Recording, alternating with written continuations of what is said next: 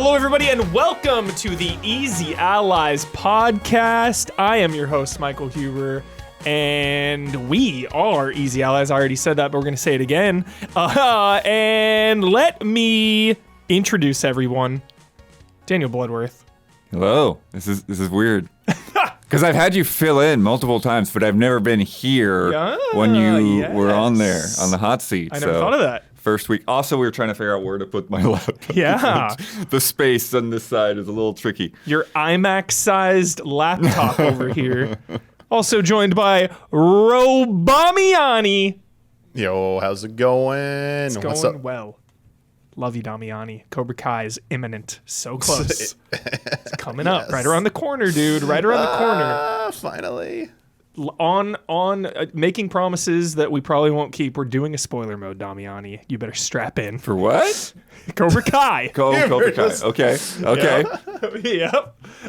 We are also joined in the booth by Isla Hank. Hello. How you doing, Isla? I'm good. Good. You know, all things considered. Good. Doing fine. Yeah, all things considered. One day at a time here. Yeah. We got Don Casanova. Hello. There he is. Hello. And, of course, all the way in the back there, looks very cozy, Gabby Montoot. Nice. She says hi. Shit, Gabby, I already forgot the cool Korean in Jedi Power Battles.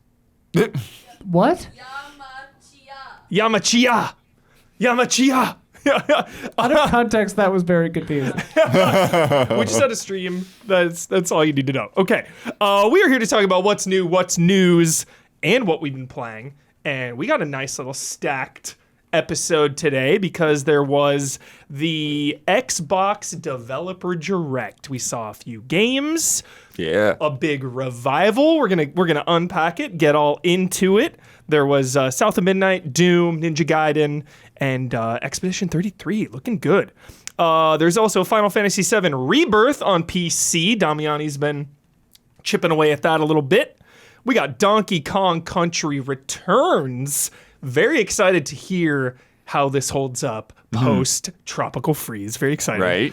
Aloft. Very cool to hear about that. Lonely Mountain Snow Riders. I'm hoping this is the feel-good hit of the year so far. This game looks so cozy. Don nodded. Nice.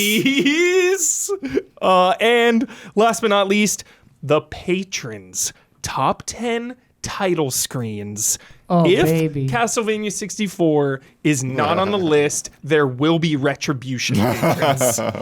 There will be. All right, let's just dive right in to the biggest of them all. It just happened a few hours ago, the Xbox Developer Direct. It was really, really well paced. I want to get your initial thoughts, Bloodworth, just as we wrapped that up. What do you think? Yeah, I think that, this format has been good. And I think there are a lot of times in the past when, we would just straight up skip Xbox presentations. They would announce things and they're like, no, that is not worth our time. Skip! And the past couple of years they've been doing the Developer Direct. It's really it's felt like it's worthwhile. It doesn't feel like they're just reiterating a bunch of things we've already heard. Yeah. You get to see the people that are making the games, but you also get to see a good chunk of those games. Yeah, I think it's really well produced. Just the pace and the depth of each game shown is really excellent, and I feel like they're kind of doing their own thing other than the directs, right? Other than the name, yeah. The directs and everything. The format is pretty different than either PlayStation or Nintendo because it's a very small group of games. Totally. Yeah.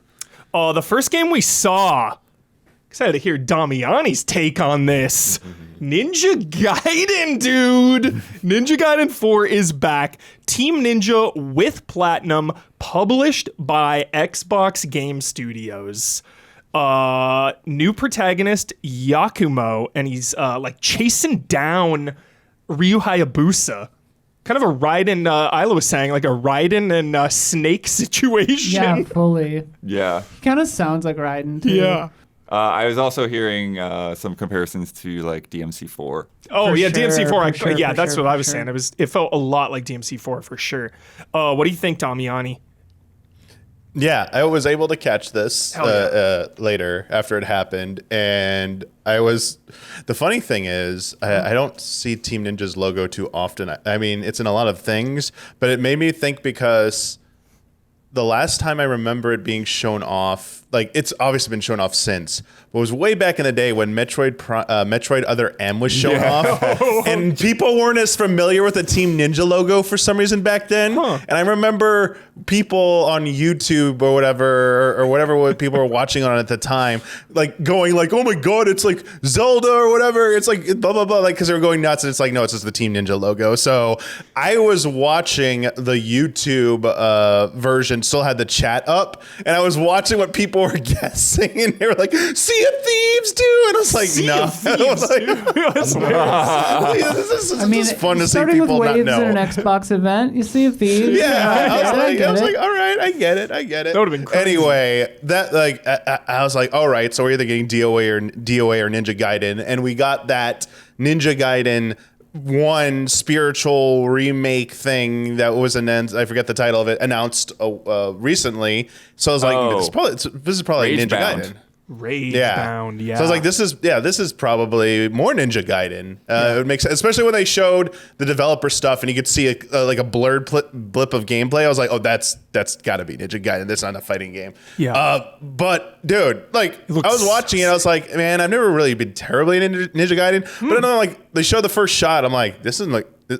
Okay, this is not what I expect from Ninja Gaiden. And as I'm watching like the combat stuff, I'm like, dude, this is just Revengeance. I was like, what did I saw Platinum? I was like, what the shit? You're so I was like, bummed. you guys don't make Revengeance 2 and you're making this? I was like, okay.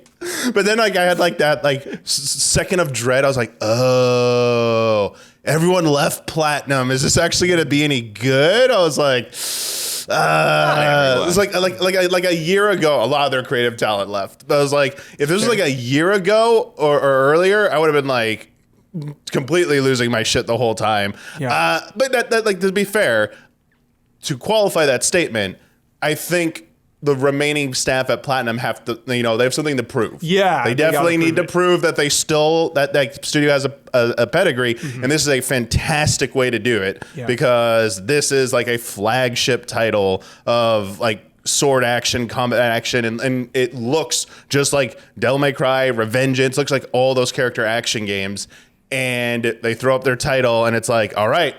The ball's in their court, impress us with this. Yeah. And I have to say, like the parries, the flashes, I was like, the Zendatsu moves. I was like all right, Zendatsu it's just moves. Revengeance. Will I was like, there be a watermelon to cut in this game somewhere? Oh, they'll maybe. I don't know if they'll go that far with the nod, but they'll definitely have something like that. I mean, yeah, I think it looks cool, and I'm. No, yeah, as I said, I don't think I've touched a 3D Ninja Gaiden ever. I didn't play any of the Xbox ones. I've only played the OG Ninja Gaiden, and I think Ninja Gaiden 2 are the only Ninja Gaidens I've ever played in my life. Yeah. I feel like. Good thing you haven't played Yaiba. So which one's the hard one? The one that everyone like swears is like the most ridiculous game. 1 and 2 are so all of them hard. are? Yeah, Okay. 1 and 2 specifically. Like Okay, 1 is so hard. All right. I mean, if it, obviously they'll have difficulty settings. So you could probably make it that hard. But I mean, this looks sick. I'm actually like, damn, I am probably going to try and play this right away because it looks like a spiritual honoring of, if you want to call it that, of Revengeance, but it's Ninja Gaiden. So I'm like, dude, I've always said like I would lose my shit if they ever announced Revengeance 2, and this is as close as I'm ever gonna freaking get. So it's like, fine, you're Revengeance 2 now. I'm gonna play the shit out of you. Let's go. One of the things that they were saying in the Xbox Wire blog, Damiani, is that they really are like they've learned a lot of lessons from Team Ninja. And so, like, even though, like, they both make these kind of character action games, like, they have different approaches. And so, like, figuring out, like, what does it mean to make a Ninja Gaiden? Yeah. And to have that kind of precision and that gameplay style and that pushback that you're talking about. Yeah, 13-year, this is on the Xbox Wire. Yeah. 13-year hiatus. That is so long. Anytime a game has gone for over a decade and makes a return, like... that's special. I love when that happens. And then quote, since it's been a while since the last game, we wanted a new hero to make the series more approachable for new players. I really enjoy that. Of course, we also wanted longtime fans to enjoy the game, so Ryu Hayabusa plays a significant role in the story, serving as a major challenge and growth milestone for Yakumo. Ryu will appear throughout the game and be playable, ensuring his prowess and presence is deeply felt in Ninja Gaiden 4.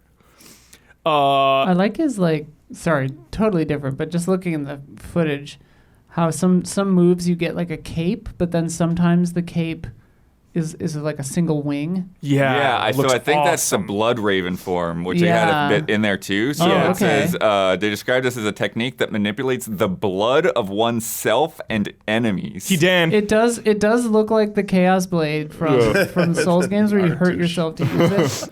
So transforming into a massive weapon capable of slicing through multiple foes at once. When certain conditions are met, he can unleash a move called Bloodbath Kill, which instantly bisects enemies in one strike. Bisects. Cuts them in Kill. half. The kill feels like a hat on a hat. Yeah. Bloodbath there's an implied kill there. And then even them, really hyping up the difficulty. Chicago, yeah, for sure. Personally, I believe the difficulty level of Ninja Gaiden 2 had a lot of standout qualities, and I think fans will feel its influence strongly throughout Ninja Gaiden 4.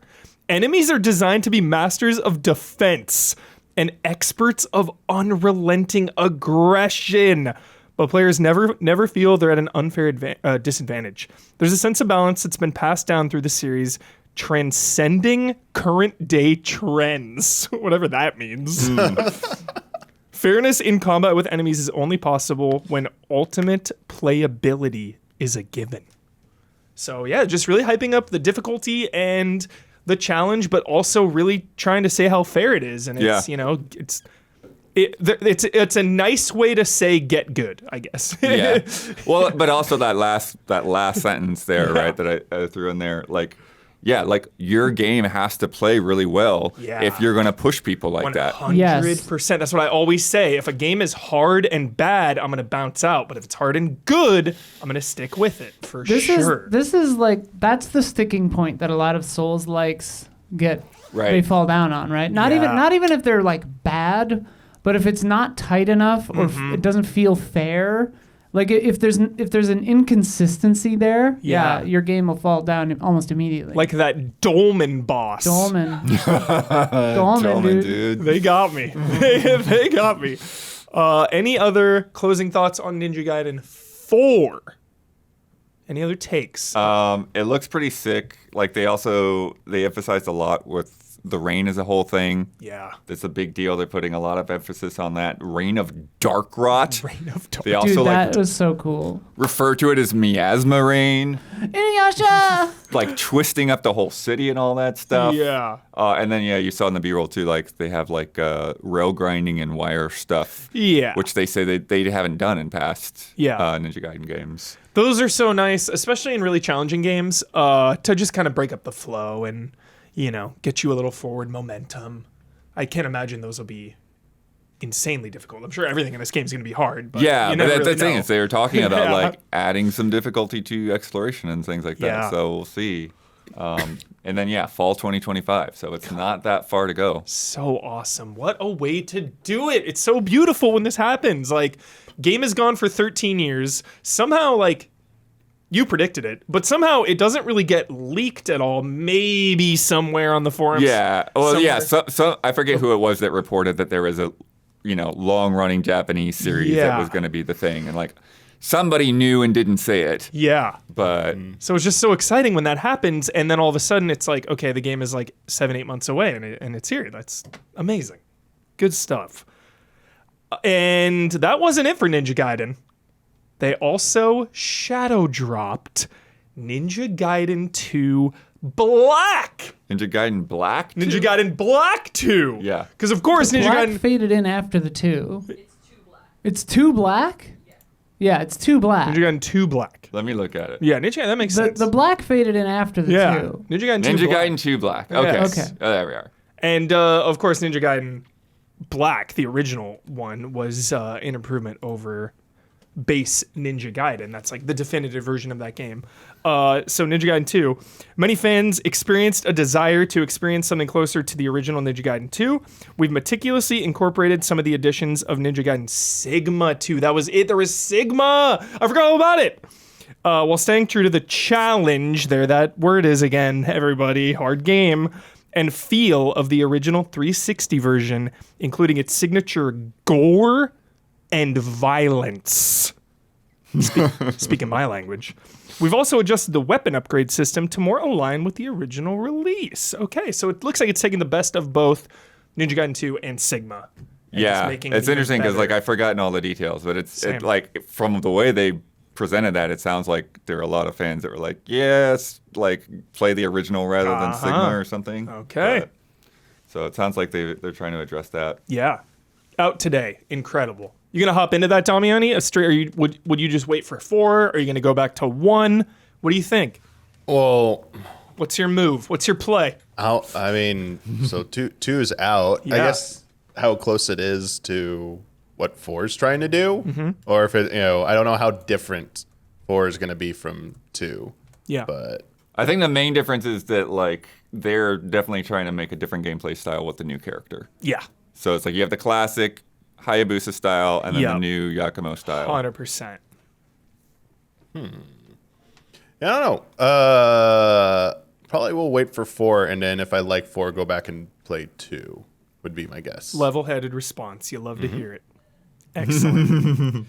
All right. Ninja Gaiden is back in a big way. Incredible day if you're a Ninja Gaiden fan. Like a shadow drop and a true sequel coming. Like we're eating. We're feasting.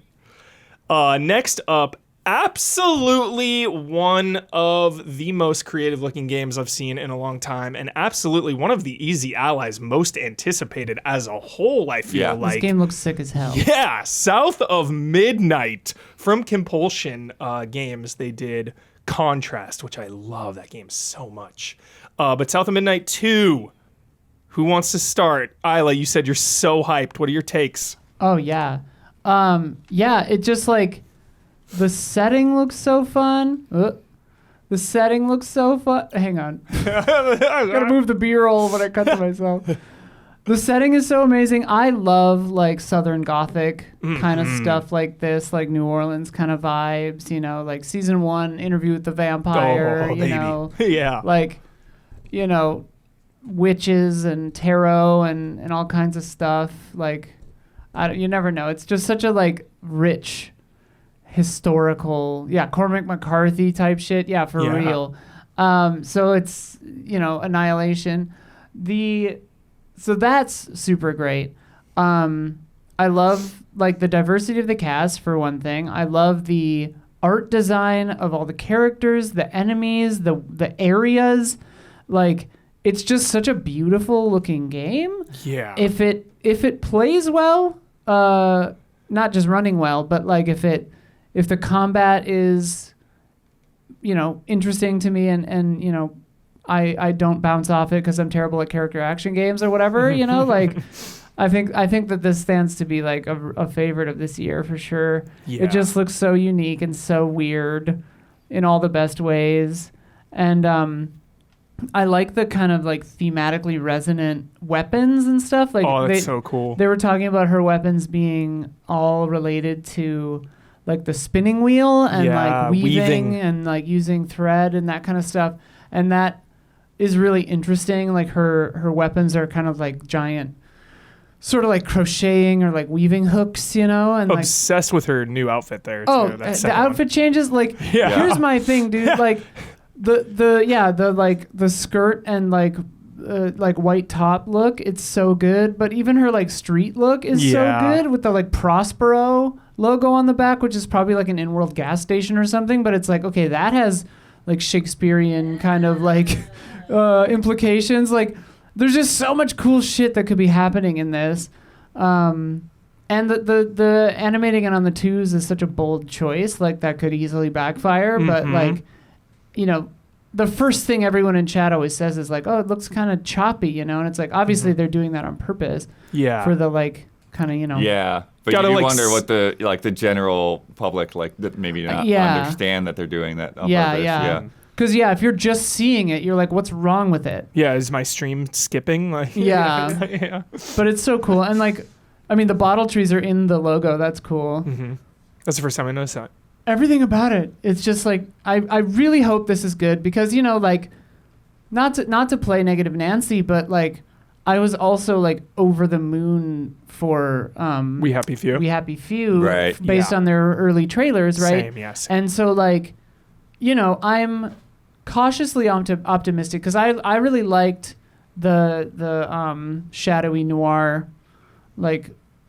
platformer one that I can't remember the name of right now. Contrast. Love it. And We Happy Few was cool and had moments, and I enjoyed playing it for an hour. But I was just let down mostly by what kind of game it was, based on versus what the trailers kind of made me hope that it was. I guess I was in my head, I was probably hoping for a Dishonored, BioShock sort of a thing, and then I got a weird.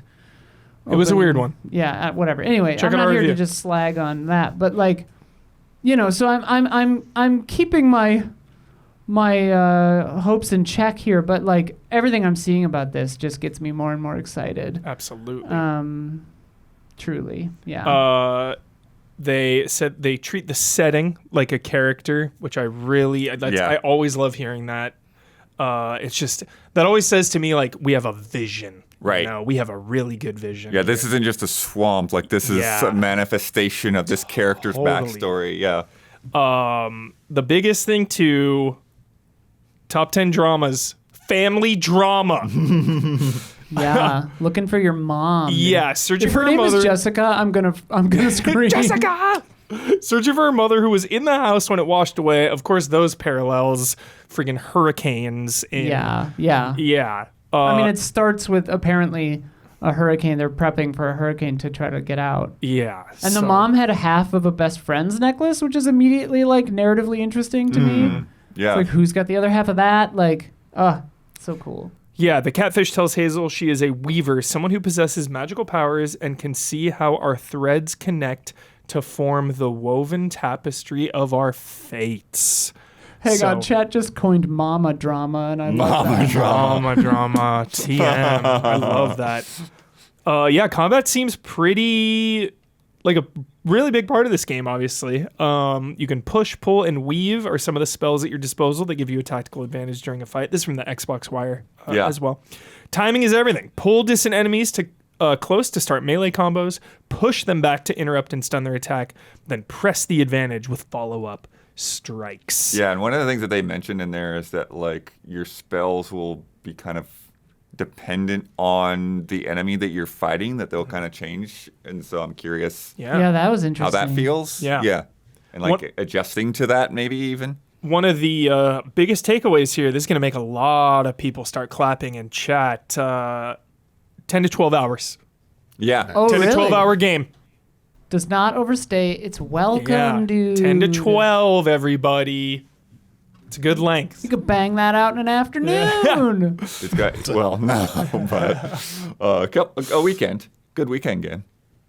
We are also excited that soon, press and creators from around the world will be receiving a pre-release build of South of Midnight so they can play it themselves in order to share their first previews, impressions publicly. So, Hey, wait, press and creators, that's us. That's us. I'm We on might the be playing list. South of Midnight. Look at that twinkle in his eye, dude. You got the codes, bro? Either way, if you don't get to play the pre-release version, this game is coming out April 8th with also pay up premium edition April 3rd. That early access price definitely going to be a conversation when GTA 6 releases later this year. Just thought I would mention. 3,000 a day, 5,000 a day, people will pay it. Yeah. Oh boy. Solid way to mention GTA 6. Got to take it.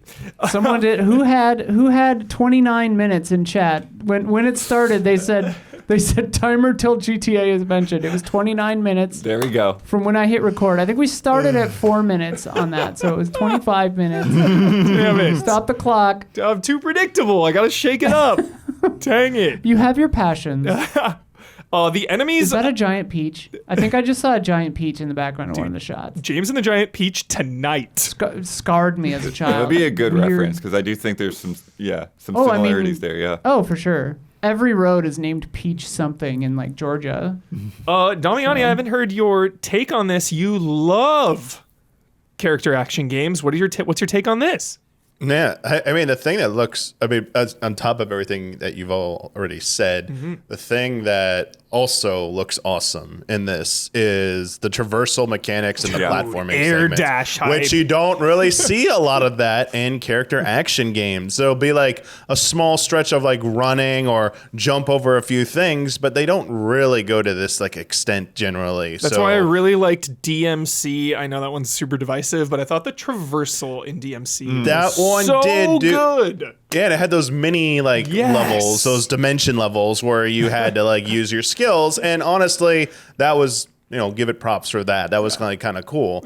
And I like that. But also like you saying like it's a little bit more focused 10, 12-hour game and the extra focus on the environments in the world and treating it with that much, love and care means that like you're going to have like those really well-crafted like stretches for that platforming where it's not just, here's a few things to jump over. It will be like a little bit like, I expect it to be a little bit more like meaningful in the moment to moment, like, gameplay. And that's kind of like exciting too, to see that. I don't think I saw any like boss encounters that were kind of like mixing the two, because it does seem like there's so much already to the combat system that it like probably will just be like the focus. And it looks like the effects going on in combat and in those boss fights, this looks insane. Dude, it looks really good. Gator, man. It's so awesome.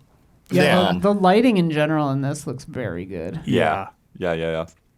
It's just so fun to see something so unique. Like just with how many video games there are all the time, and like it just feels like we would be rehashing so many things. And obviously there's shades and nods to, so many different stories in this game, but as a whole, it's just so unique. Like every time I see it, I'm just in awe of this game. I'm so excited. Yeah. Yeah, and I think that's something like we were saying after the presentation, like that's just something that this particularly did well. The showcase overall is that like each one of these games is very distinct from the others. Spud, 100%. Good variety. Yeah, this whole developer direct, props, shout out. The last thing is collect fragmented memories to heal enemies, dude. Heal enemies. Bonds. Sounds very Sora-esque. Yeah, this has echoes of the past and purifying corruption. Yes. So it's ticking all the boxes. Yep, all top the 10 boxes. video game staples. Cure the rot. Yeah. All right. Oh, that game. Will we cry? Probably. It's gonna be nuts. I think there's a good chance of We crying. better. Yeah. All right. Next up was Clair Obscur Expedition 33. Interesting looking game. I was actually really impressed with the combat I saw. The combat looked deep in this game. This is Maybe a little too deep. Yeah, maybe a little too deep. We'll get to that for Some sure. of those lists, yeah. Yeah, this is from Sandfall Interactive in how do you say that? Montpellier. Montpellier, that's right. Montpellier, France. A turn-based RPG, though they will never die. Turn-based RPGs will never die. Fantasy version of 19th century France. A group of friends with shared scion. Vision. Sorry. That's a typo. When Typo. We're Thanks, typing Blood. things out. Thanks a lot. I Blood. appreciate you going all in on that, though. All in. It looked deliberate. Scion. Shared Scion. Dude. Yeah. Cylons, dude. Battlestar Galactica. Dude, shout out Cylons. Blood's a Cylon. Blood is a Cylon. I mean, that would explain a lot. Expedition 33. Paintress. So there's this paintress. This giant woman that everyone can see. Yeah. That paints a number, and like every year that number goes down, and when you reach that age, you die. So it's 33. When you turn 33, you're just dead. So really, really fun premise. And apparently they've for Really however fun. long been trying to like send out expeditions to stop this, and nobody ever come back. Nobody's ever succeeded. They were really hyping up realistic characters, morally gray, complex, dark and mature characters. But then at the same time, you're saying that we've got the crazy little balloon man airship going around. It's so crazy. The flying doll guy Blood wrote down. It's hilarious. And of course, there's the world map, which they were so proud of and happy about, and that's fun. Damiani, what's your take on a world map in an RPG? I mean, they don't do them as much anymore because you either just have open world, and that's like your, that's your map, or so like, are they referring to like a old school world map, in like you just probably see a town and go to it, and then you're in the town. Gotcha. Yeah. Okay. I'm assuming. Yeah. Those can be fun. I mean, we were just talking. What did we see last year? Sorry, I'm trying to remember. Like last year, we were talking in one of the podcasts. I talked about Unicorn Overlord, and it has like kind of like world map, and you kind of like can freely explore it as well. And it's like an old school 2D, world map. And that's like kind of fun because it has those like hidden little locations, those little hidden collectibles, hidden encounters. And so as long as they have that, I think there's definitely charm. That's exactly what they're talking about, Damiani. It's a 3D overworld map, but it is very much that. And they're talking... so it's like the old PS1, PS2 era, where like Final Fantasy VII's overworld map, or like an old Tales game where you used to walk across a 3D rendered map. I think those are also, I was saying like the charm is nice too, especially like when they're more like the 2D style, but when they're 3D as well, I still think they hold it up. But also like the kind of like the peek around the corner vibes. When you can't quite get to a spot on the world map. Oh my God, there's like a big hill or something. You're like, oh my God, I'm going to get over there at some point. I'm either going to get like an airship or a boat, or there's going to be a cave or something. And like, or a giant flying balloon boy. Yeah, apparently the balloon man gets different upgrades, Damiani, to traverse new areas. So sick. There you go. That's pretty creative. So again, here's the Xbox Wire notes. The combat really stood out to me in this game as like out of control depth to it. So here's their quote. For example, one character, Loon, has a mechanic whereby every time she casts a skill, she will generate a stain up to 4 at a time. She can then consume these stains across the battle, amplifying her abilities in various ways. Kind of reminds me of Darkest Dungeon too, honestly. Oh, yeah. Like, each character boasts their own unique mechanic. I'm getting Darkest Dungeon vibes, baby. From Gustav's overcharged arm to CL's use of sun and moon-based foretell charges. Here's the really good quote that'll make people happy, dude. Damiani, are you ready to cheese?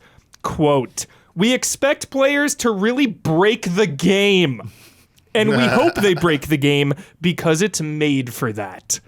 So I think combat is just so deep. Like, we saw so many skills and all those like all that stuff. I think there's just so much there that there's going to be a lot of ways to manipulate it.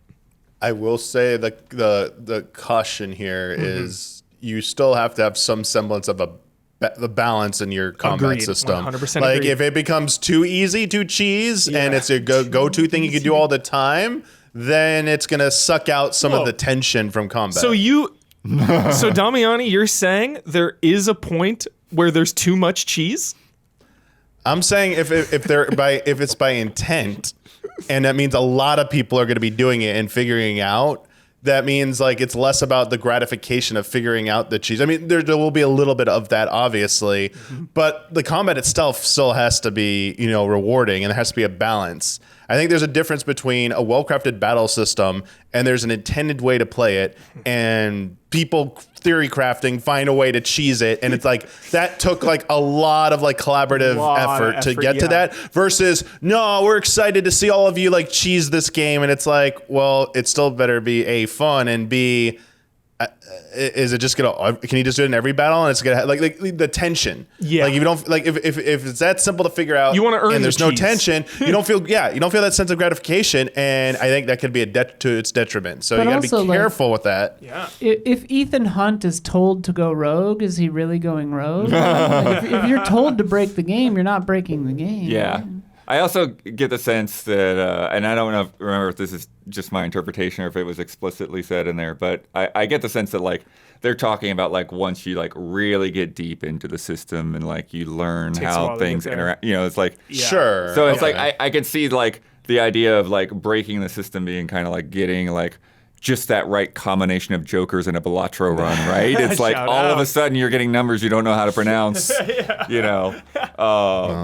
But the rest of the time it's really hard to like find that Gotcha. lane. Yeah. I love that play. What was the time code bet for Blood bringing up Balacho in the episode? If you had 36-ish minutes, then you got it. And of course, some active battle elements there. You Yeah. know, timing the attacks. And they freaking did talk Paper about Mario. adjustable stuff. Well, the different difficulty levels, that stuff Yeah. is more forgiving on the Bigger easier windows. settings. Yeah, you can dodge and parry in turn-based. That's fun. It's a good way. The one character, the redheaded character, I forget how so. I thought I heard like in the title. What's the full title again? Sorry. It is Clair Obscur. Claire, right? Expedition 33. So I thought for my mind thought it was Claire Redfield for a second. I was like, what am I? Because one of the characters does look a little bit like Claire Redfield, just a little bit. I was like, Shout out. okay, maybe it's a nod. Shout but out, Claire. all right. Yeah, I was like, you were like that. Yeah. It's inspired by the Art Deco style of France's Belle Epoque era, same as Lies of Godey P. 10 out of 10. Game obsessed. I just wanted to get out of the stuff that we've just seen a million times. Science fiction to space or zombies, all that kind of stuff. I just wanted to get my head out there and see what I can try to come up with that was original. Most of the research I did was into ceramic textures, actually. There are some very original shapes that I saw.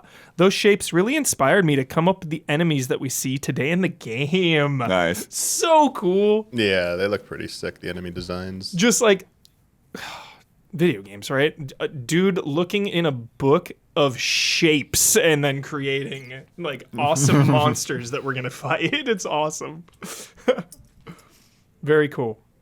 And then, of course, the world map. Also, there's a camping system and a mechanic where you battle merchants to unlock more of their wares, I knew dude. Huber would. Economy, blood.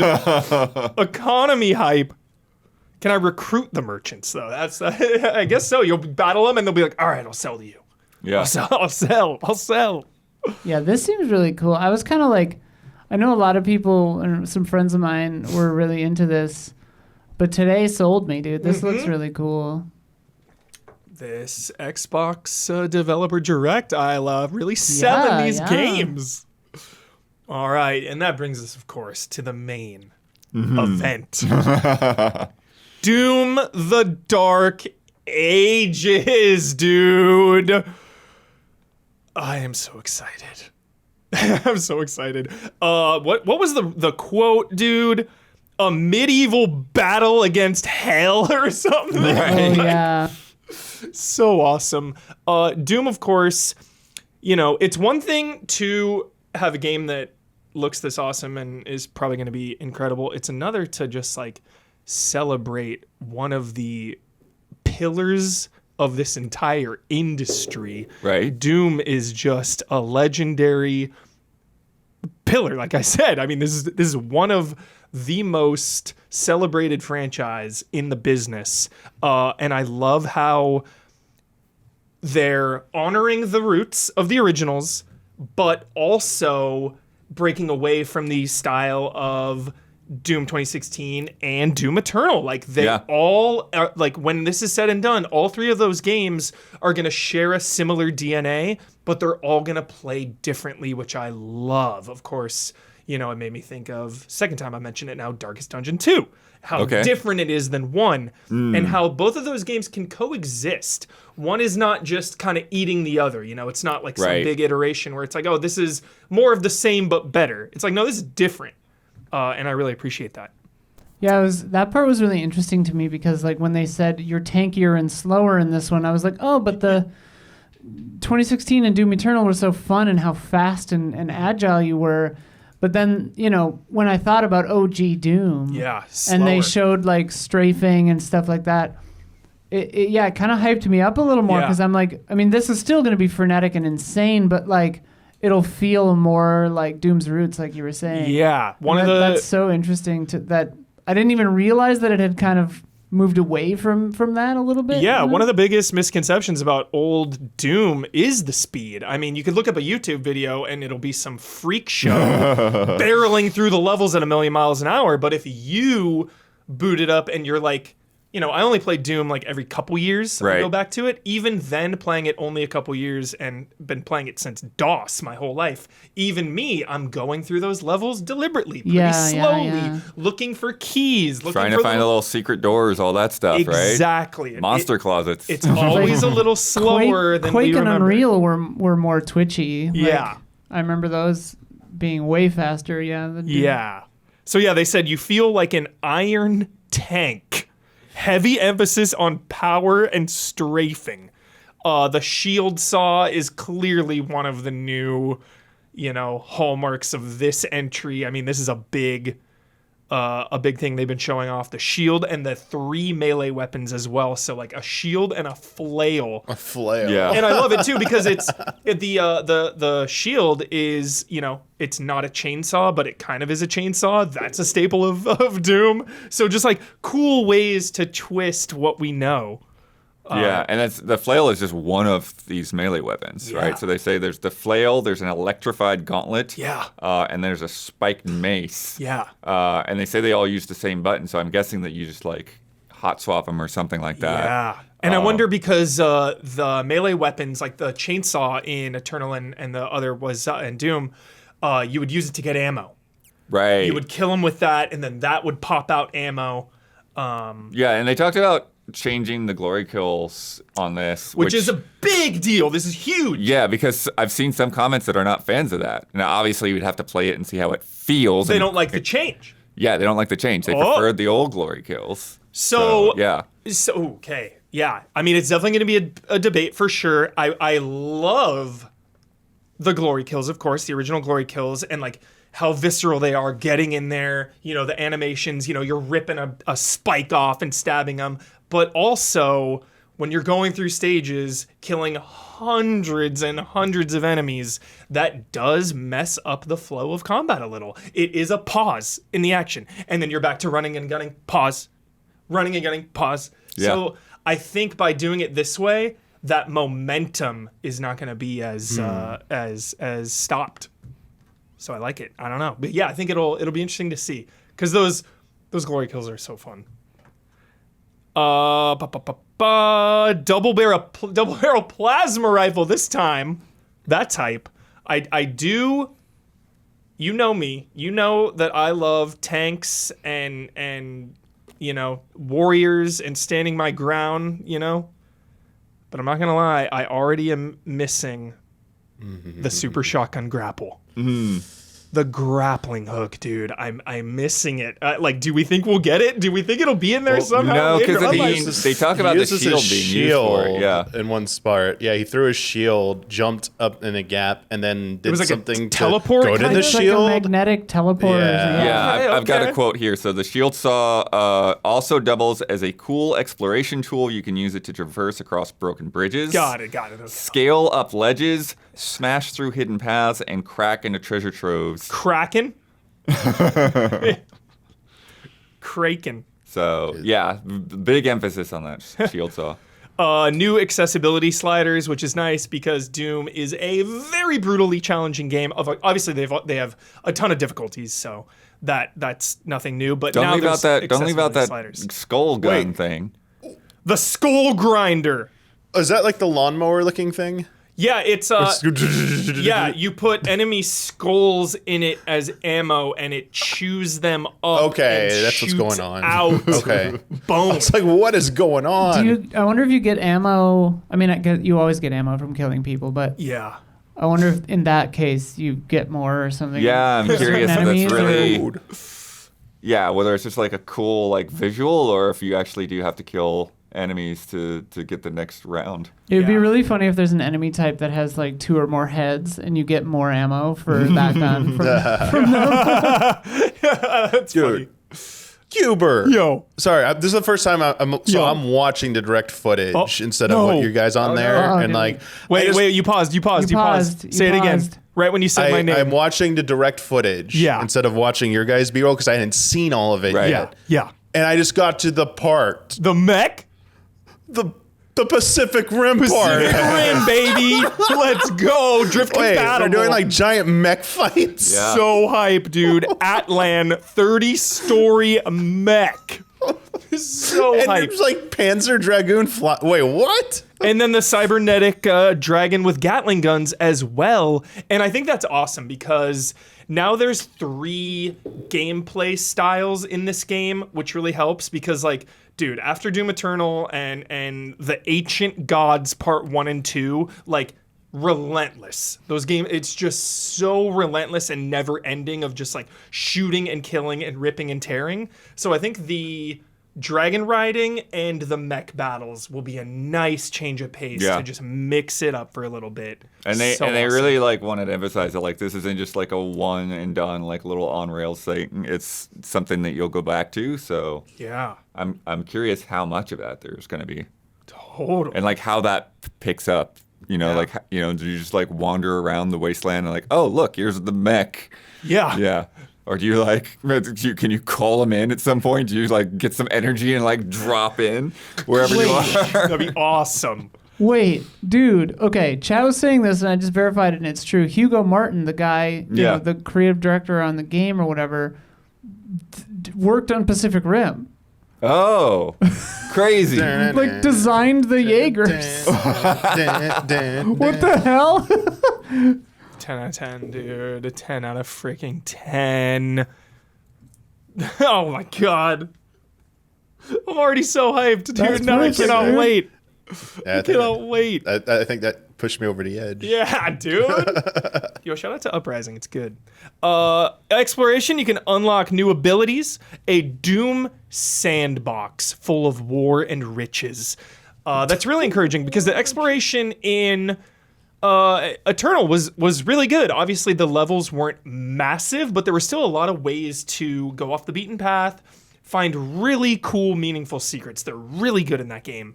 So I imagine that they're hyping up this sandbox element. Yeah. I think the exploration is just Yeah, going to be... they I mean, I feel like this is not necessarily something that always makes me excited, but they're saying the biggest player space ever seen. Yeah. So, Chad's asking who Doomslayer is drift compatible with. It's got to be Isabel from Yes. Animal Crossing. Yes. The one true love. Yeah.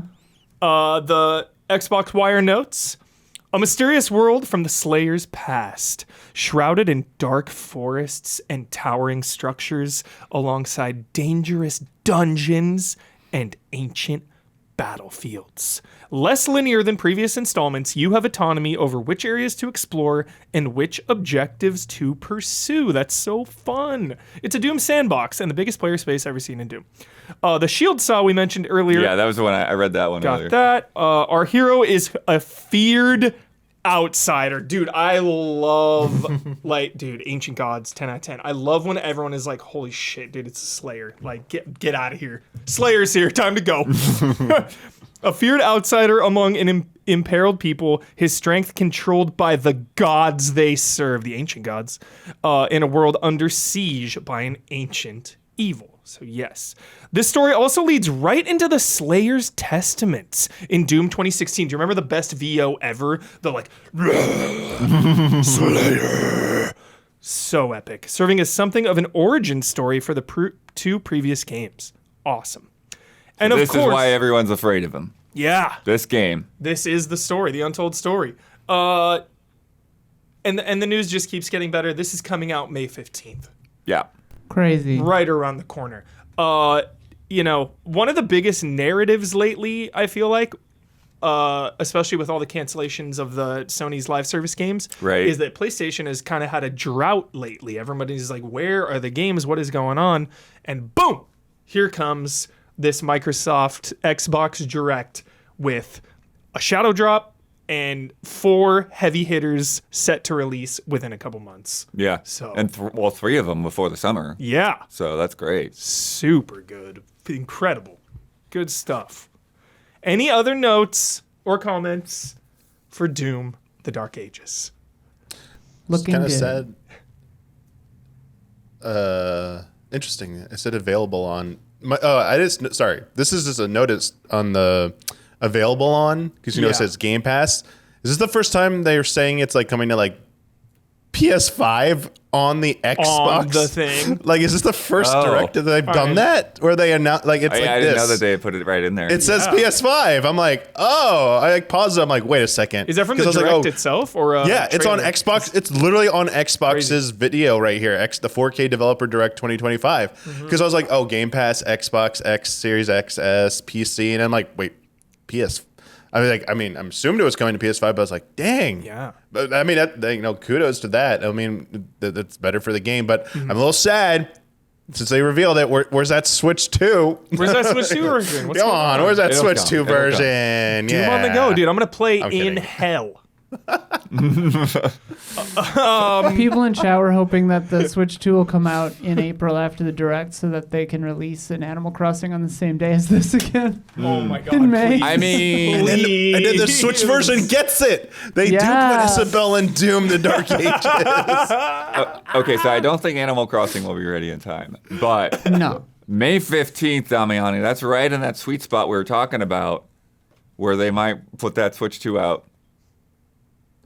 Maybe. I'm just sorry. My right there. my imagination is running wild with that footage we saw. In like one shot, they take off the helmet and it's Isabelle under there. Oh my god. It's Been a her the version. whole time. Exclusive. Yes, that would be. The internet would lose their shit. I actually would not be very shocked if this was a Switch 2 launch game as well. Wow. Oh wow. Okay. It's a good Did prediction. we we ever put our slash fanfic up on Patreon or anything? I hope so. I don't think we I did. don't think we did. Yeah. And that's it. The Xbox Developer Direct. It was an incredible show. Well done. I think focusing on just a handful of games that deeply is the way. Yeah. It's just the way. Because Yeah, how many times have we sat your, here? your cinematic thing that's not going to do anything for 5 years. Yeah. Yeah. Like, how many times have we sat here after, game shows where they're showing 70 games and we're talking about them and we're like, what is that? What was that? How many witches were there? What was that one? What was that? Yeah. What were the number of games with frogs? Yeah. Too much. All right. That will bring us into the next segment of this beautiful Easy Allies podcast. I'm glad you're here. I hope you're having a good time. Are you playing Ninja Gaiden on the side right now? Are you playing Ninja Gaiden 2? I bet someone is. Yeah, someone out there is playing Someone it is. right now. Hope you're having fun. That brings us to you, Michael Damiani. Final Fantasy VII Rebirth on PC. Yes. How is it? And of course, I'm very eager, to talk about the tech. That to me is the most interesting thing because this game has been out for a while. Of course, when it originally came out on PlayStation, there was an issue with quality versus performance mode. Then it was pro. I mean, it's still a question. They've improved it, but it's like when you start playing that game. Because I really just got into it like a couple weeks ago, and it's like I had to like take the first couple of hours to like settle in. It's like, okay, I'm going quality on this side. Yeah. And then of course the pro enhancements. You got people buying multiple PlayStation 5 Pros just to play this one game. But now it's on PC, the most powerful beast possible. How is it, Damiani? Yeah. If you've got a nice rig, then this is going to be the best way to play it, hands down. It is now. It does an interesting thing when you start the game. It builds the shaders out right away. Okay. When you're not loading the game, but in the opening process, it will do that out. It ran. So I'm running it on my 6-year-old rig, but with a 3080 Ti. So I'm playing it at 1440p, 60 frames, and it's running extremely smooth and looks fantastic. So it doesn't look no more like blurry faces. It looks very clean. Looks very crisp. Yeah, this trailer's insane. And honestly, this I think people are going to just be very excited to jump in and play this game with that visual fidelity, with that image quality that they were hoping that maybe even like the Pro version would deliver. The Pro version has a special visual setting on it that is an improvement over the base PS5, but it's not. This is a much better leap if you have like the system that can run it. And so I would say I only played up to like the start of the grasslands just to run around in the open environment a little bit and then stop because I want to wait to play the rest of it when I maybe get my new graphics card. If not, then at least on the new PC I'm going to build to see like, because maybe I can crank up the frame rate at that point. Maybe like, because it can go up to like, I think oh no, I'm confusing with Tales of Grace. But you get like it could do more than 60. Yeah, it says right there 4K 120. Yeah, 4K 120. And That's absurd. since I'm only playing 1440, I should be able to easily hit that. So with the new thing, and obviously in the weeks to come, whatever fun mods that come out for this, I'm sure someone's gonna find a way to like build out Queen's Blood, so you could just jump into it and just have like a Queen's Blood mod to just constantly play more Queen's some Blood of those stuff. cards with Gwent cards as well. put Geralt on one of those Queen's Blood cards. Oh, we lost Damiani again. There he is. Yeah. The other thing is like the outfits, because you unlock alternate outfits in the game based on different conditions, and it felt like a big miss because there weren't a lot. And every time I look at Ever Crisis, the ongoing one that has all these awesome outfits that are added like every few months, I'm like, why the hell aren't those in this game? I absolutely know someone is going to take all those Ever Crisis outfits and put them into this game, and it's like, thank you. It's really like miss like rewards like that. But otherwise, yeah, I feel like a lot of people were waiting to play this on PC, and it is out today. So hopefully we'll get some positive news about like the numbers for this, that this turned out to be like a bit of a big deal. Hopefully. I mean, Ninja Gaiden Shadow dropping, Ninja Gaiden 2 Black on the same day. It's like, we'll see. But I was very excited with what I played. I'm going to play through the entirety of it once I have my new system ready to go. Because I already played through all this. Yeah. And honestly, this is, I'm looking forward to having this feeling hopefully going forward, where their future releases will be available on PC day one. Right. Because these bigger, expansive ones where maybe the consoles can give you a nice compromise version of it that looks nice and runs at a nice frame rate. But if you want like the ultimate version of it, you can play it on PC. Just having that on day one is such a nice option to have. I will say though, Damiani, I'm a little bit skeptical of them being able to pull off the same quality, because it sounds, from what you said so far, it sounds like they've nailed this pretty well out the gate, so you're not having issues, and it's running on Steam Deck and all that.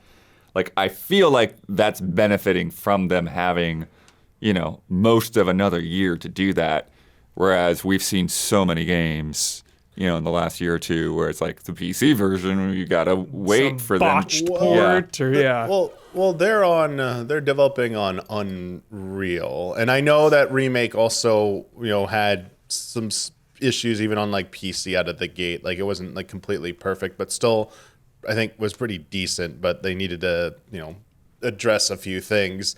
I think that comes with just like experience from the team. So I feel like, yes, the third one, if they had to release it day one on PC, I do feel like it would actually turn out pretty good in the end. I had to have confidence in that. I think like some shocking ones were like Final Fantasy 16 not being, having a lot of like optimization issues from a team that primarily works on a game that like its most dominant platform is PC. I mean, yes, it has to run on consoles too, but most people play that Final Fantasy 14 on PC. So I was like kind of shocked. I was like, wait, what? Why is this having any issues on PC? I was like, all right, that one's a little bit of a head scratcher, but okay.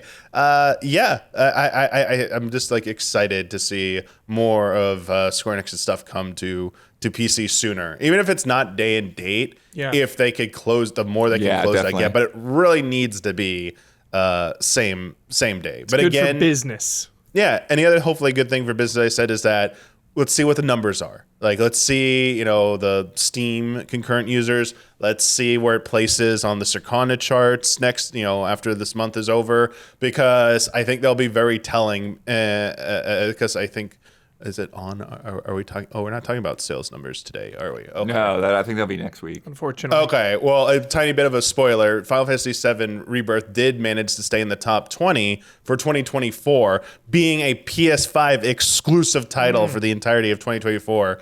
And the team saying that they were happy with the sales, but that narrative, that back and forth narrative of did it do well? Did it not do well enough? Like, what's going on? Hopefully this is like, turning the corner here and saying like, no, they're on like, this is good. This did very well. And as long as they, have these games coming out multi-platform, it doesn't look as bad as it did, possibly, or at least the doomsayers will, I'll throw some water on the fire for them and kind of cool them off. Yeah, I don't know the full context. I was just seeing some screenshots being thrown around on social media past couple of days from some of the Square Enix staff showing a Steam chart where like Rebirth was at 1 and then Remake had shot up to 7 of all things. I love that. I love what happens. So Yeah. seems like at least some of the PR side are happy with at least the pre-sales on PC.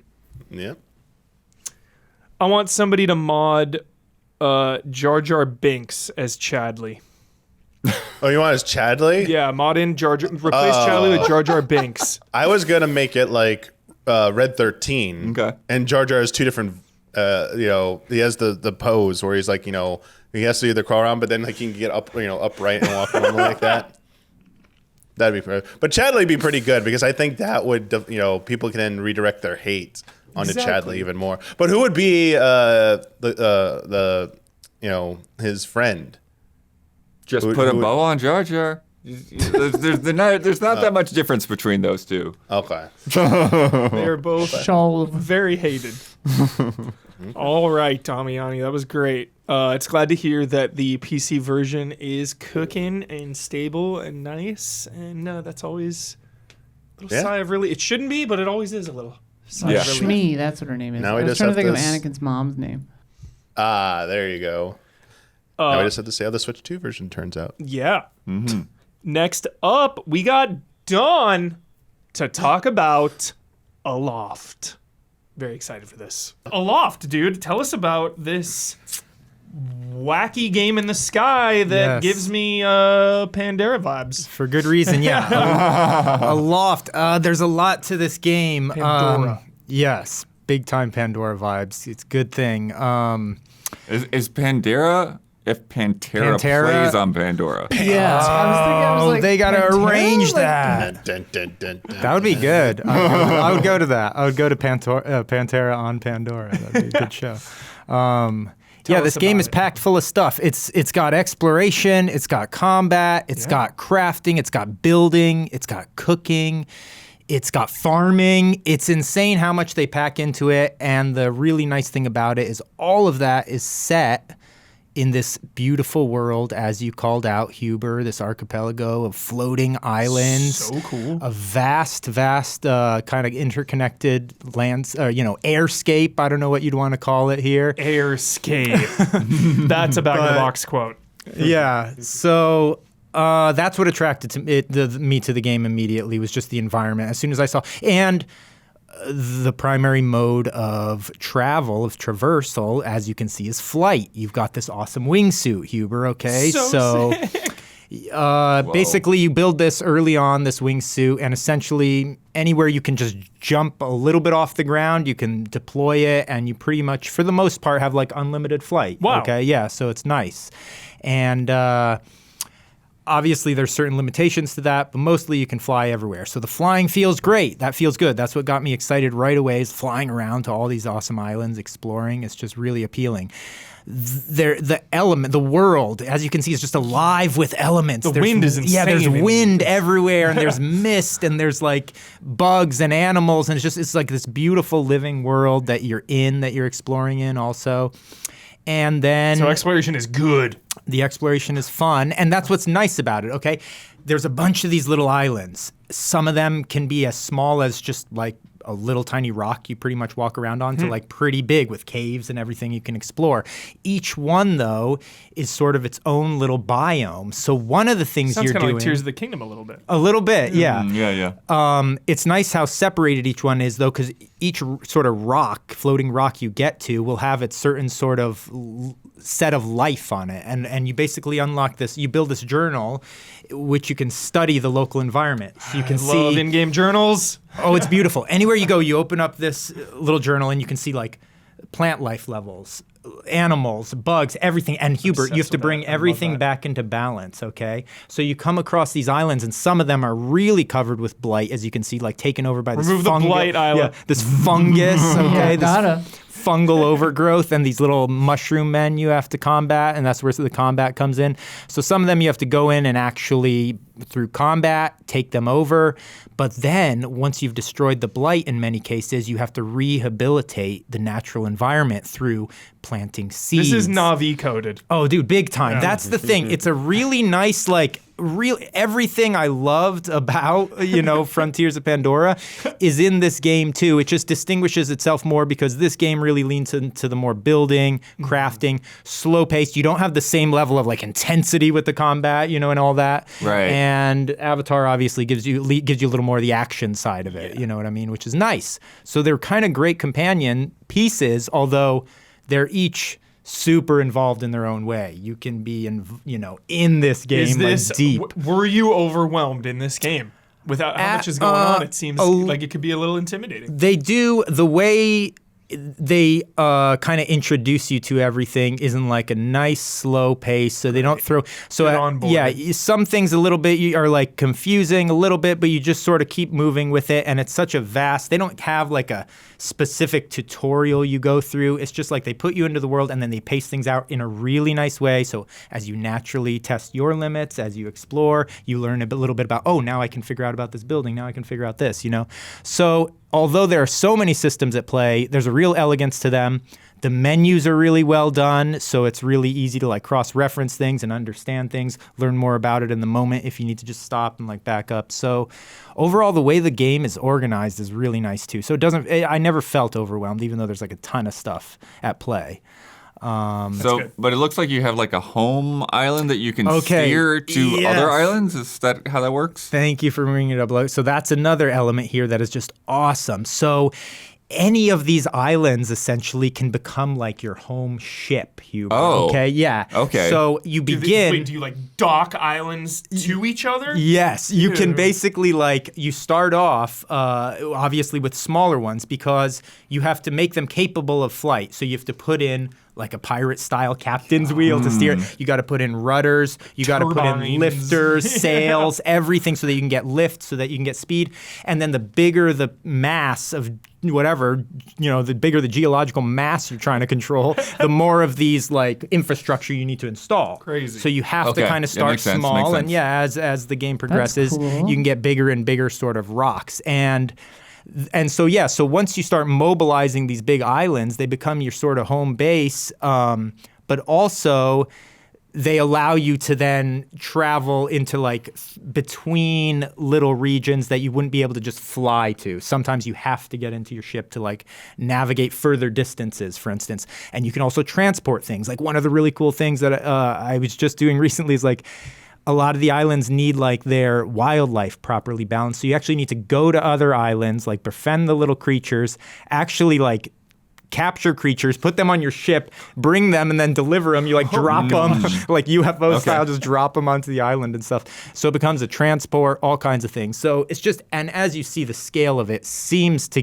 become like beyond epic. Eventually, you're going to be, on some enormous island. My island's like really small right now. And then, as you can see too, you're adding farms. You're doing all kinds of others in order to, multiply resources and everything, so that you can manipulate all these environments. Dude, and is stuff. this our new Valheim stream? I was just say right? that. Isla, the building especially. The building looks awesome. The building is super Valheim vibes. Now, as far as I know, nothing is procedurally generated, which I actually love. I prefer it to not be procedurally generated, But the building in particular really feels like Valheim. You know, you have like pre-cut sort of pieces and a real nice system of snapping stuff together.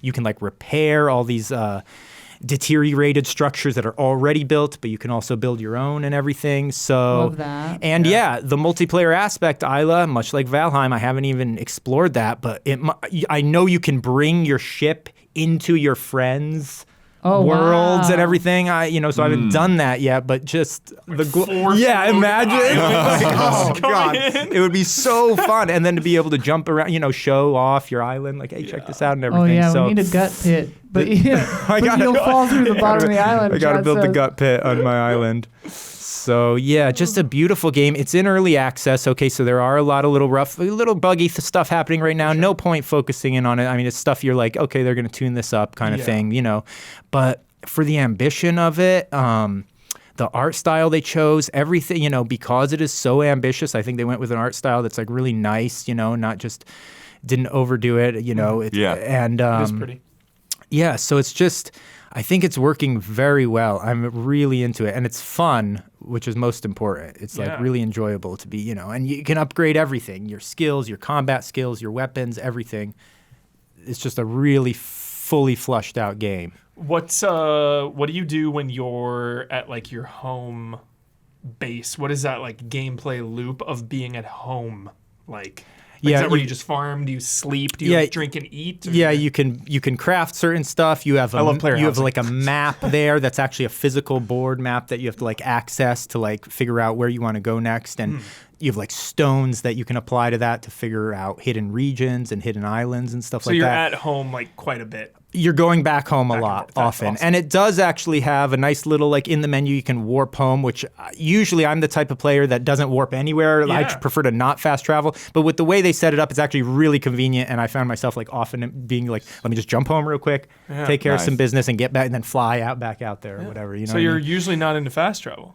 Usually, I'm very anti-fast says hello. Anti-fast travel, usually, yeah, for sure. Excellent. So it's a beautiful game. It's shaping up nicely. Highly recommend to anyone. If any of it sounds interesting, like you think you'll enjoy any of those aspects of it, it's doing everything really nicely, and it's a beautiful world. Yeah. High praise from Don, everybody. Aloft in early access now. Yeah. On Steam or I think it's on Steam. I think it's only on Steam. Cool. I guess. Okay. And then Don, man, you've been gaming.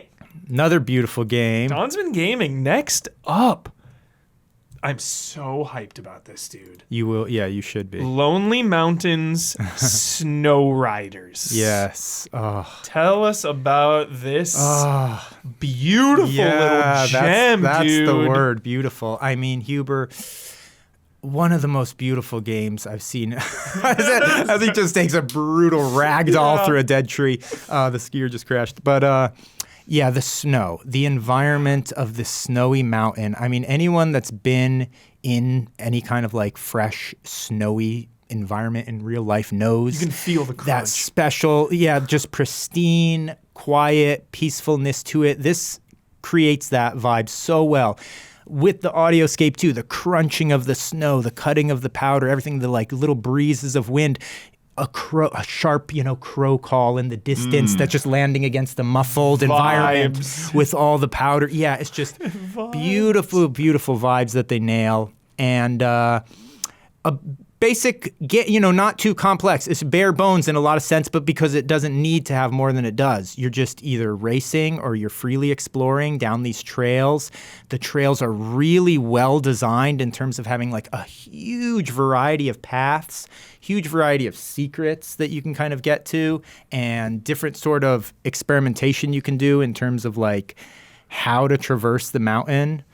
I love those tutorial tips, like the presentation of that built in right there. That's like, awesome. Yeah, it's nice. This is the very early beginning tutorial level where they teach you the different kinds of, you can stick your landing down. You can go for a long jump. You can do certain stunts, flips and spins.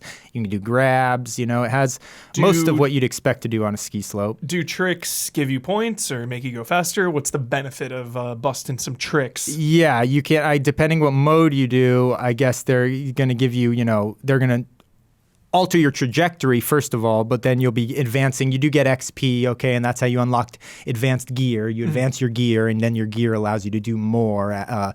For instance, it might allow you to go into deeper powder, or not just perform better, make faster cuts, all the usual stuff, but also access certain parts of the environment in different kinds of ways. There's frozen landscape, there's frozen water, all kinds of stuff. Achievement unlocked, dude. So I was suffering during my stream. A tough game. That's the one thing. You do have to, so the camera's worth bringing up, right? Because as you can see, we have this sort of isometric This is for you, Damiani, sort of the view, camera. right? But it's locked in, Damiani, so you have no control over the camera. Most of the time, it does a really nice job. One thing it took me a minute to figure out is when you tuck to speed up, it actually automatically starts to zoom out. But then as soon as you start slowing a little, it'll close in, which is nice. But it really forces you to kind of be you have to keep aggressively skiing down the mountain just because the perspective really helps you when it's a little more zoomed out, So as it's rotating around and everything, I mean, they did the camera controls as thoughtful as you probably could with this type of game where you don't have freedom. But at the same time, there are a lot of areas, especially when you're looking straight on at the rider and he's coming down the mountain vertically, where just it's difficult to sometimes always know, you anticipate certain turns in the wrong way or objects you really got to get familiar with the mountain. Yeah. However, Crash Bandicoot style. Big time. Yes, big time. And Ollie Ollie World, and kind of getting vibes of, because of the objectives and stuff. Those little mini objectives, don't crash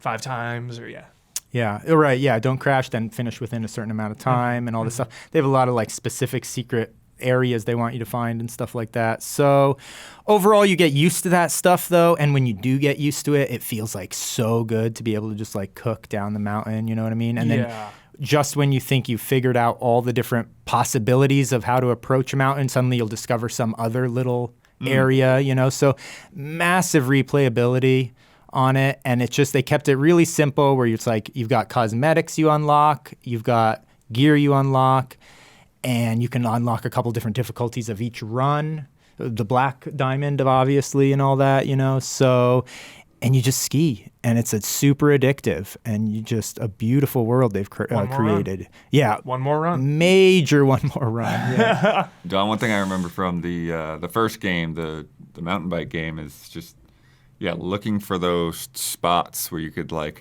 jump off of a cliff and land safely, because if you jump too high, then you're gonna crash. But trying to find those shortcuts and shave off a little bit here, a little bit there. So many shortcuts in this game, and then a lot of just thoughtful level design in terms of in many places, not necessarily shortcuts, but they'll have a lot of branching paths. And some of the branching paths you'll be oh, that's obviously a quicker way. That's a shortcut, right?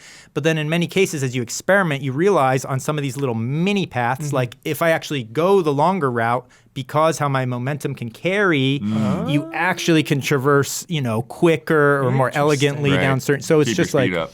Lots of experimentation you can do on the mountain. So you can really get into the zone on this game. It's absolutely beautiful, and I'm pretty sure they have a free demo that's still up. Perfect. And it's on Game Pass. Yeah, so Yeah, which is crazy. It looks so good. Yeah, dude. it looks so cozy. it's pretty. And then I haven't even talked about this. Also has multiplayer. Okay, so there you go. Yeah, you can hook up and race down the hill together. Online only, I imagine, right? Yeah. I was gonna say the camera would get real weird. Yeah, Couch co-op. that's the other thing. Yeah, I mean, but it's crossplay for 8 people. oh, that's wow. awesome. Yeah. That's Crazy. awesome. Yeah, Dude, I want them to add snowboards so bad. Obviously, That'd be DLC. nice. it's fairly different. Yeah, but, I bet they will. DLC. I I bet they will. really want them to. Expansion. You know what I thought of for DLC that'd be awesome is chairlifts. They don't have chairlift, and I thought if they added the chairlift and then maybe just on the ride up on the chairlift, then you'd have free camera, so you could kind of scope out That secrets would and be stuff like cool. that. That's That'd be actually a funny idea. That'd be Yeah. a fun little mechanic they could maybe tack on. But yeah, it's beautiful. Or you can sometimes on these crazy mountains you get dropped in by a helicopter. oh, maybe they will do that. They Who can knows? fly as you advance. up. Yeah. The conditions are definitely getting more extremes as I go on in it, so I'm looking forward to some of the stuff. This we'll fresh get to. POW looks The so good, escalation. dude. Yeah, it feels nice. I haven't seen it in the footage, but have you seen any kind of storm conditions or anything like that? I've got some blowing snow. I've gotten some light fog I've gotten through and stuff like that. and yeah, like little snowdrift type stuff, you know. So I think it's there, but I haven't gotten far enough where I'm into the intense. I assume we're gonna get into some more intense weather conditions, some blizzards. Has there been like a snowdrift where like you could just like pop into it, like smash into it like a pillow? Oh, where your whole body just gets dunked? Not really that I've been through. I've been through some pretty deep snow, but I think I've seen some areas, but I think I still need to upgrade my gear to get into some really deep stuff. Yeah. But I have taken, like what you were saying with mountain biking, Lonely Rider. I've gone off some like insane cliffs by accident and then like landed in a place I shouldn't have landed, but it was like just super deep powder over my head. Yeah. And the environments are really big. It's crazy how big they are. Like one of the things that's it's nice that they give you no visual clues other than the checkpoints. But in terms of, other than that, they're not giving you any kind of directional arrows, any kind of HUD, which is overall, I think, a plus. But because the environments are so big, it is actually really possible to like be totally off track and just like not be on the course anymore. Burnout Paradise, which is kind of fun. It's like the coolest game, but sometimes I'm just like making turns. I'm like, where am I going? Yeah, and that's what would happen kind of like occasionally in this game was I'm not sure I'm on the trail anymore that I'm supposed to be on, but yeah, it's lovely. It's really lovely. Nice timing for it since everyone's in the whole country's under winter weather right now. Stay inside and stay cozy and play a little Lonely Mountain. Lonely Mountains Snow Riders, everybody. Thank you so much, Don. Awesome. We've got more to come, but if you like what you've seen so far, my brain just fully stopped. It just was like, whoop, just completely rebooting my brain there. Okay, we've got more to come, but if you've been enjoying the show so far, please take a second to like and subscribe and ring that bell on YouTube. Helps us and helps you stay connected. And now, a word from our sponsors. It's a new year. It's full of lots of opportunities, and maybe you've been hesitating on starting a new business. Take it from us, like we started a business, and it's not always super easy and super smooth. But if you're in the business of selling things, there is a great service that can help you out and make the entire process so much easier, and that is Shopify. It's 2025, and a new year means new opportunities. For a lot of you out there, I know you've been thinking about one thing over the holidays, and it's starting your own business, but you have so many options. How to get started? How do you come up with a brand? How do you sell stuff to people? What am I even going to sell? Take a deep breath. Shopify has got you. The best time to start your business is right now. Shopify makes it simple to create your brand, open for business, and get your first sale. Get your store up and running easily with thousands of customizable templates, no coding or design skills required. All you need to do is drag and drop. Their powerful social media tools let you connect all your channels and create shoppable posts and help you sell everywhere people scroll. Shopify makes it easy to manage your growing business. They help with the details like shipping, taxes, and payments from one single dashboard, allowing you to focus on the important stuff like growing your business. What happens if you don't act now? Will you regret it? What if someone beats you to your idea? Don't kick yourself when you hear this again in a year because you didn't do anything right now. With Shopify, your first sale is closer than you think. Established in 2025 has a nice ring to it, doesn't it? Sign up for your $1 per month trial period at shopify.com/allies, all lowercase. Go to shopify.com/allies to start selling with Shopify today. Shopify.com/allies. Check it out. And if you are a patron of Easy Allies, we love you. All right, Damiani. Very excited for these impressions, my friend, because we live in a post-tropical freeze world. That is the world we live in now.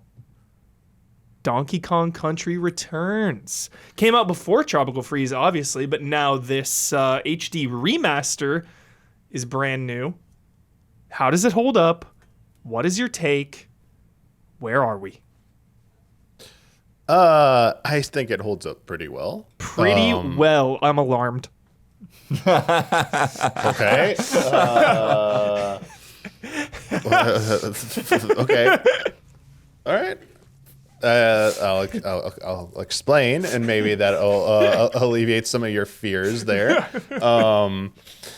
and prove they were unfounded. Yeah, it's still a very good game. I think that it is, a testament that they took a concept that Retro took over for Rare and stepped in after doing the Metroid Prime trilogy of games, and then all of a sudden busted out these platformers, and it's like, wait a second, wow, like this studio is extremely talented and is not just going to be like on Metroid forever. Yeah.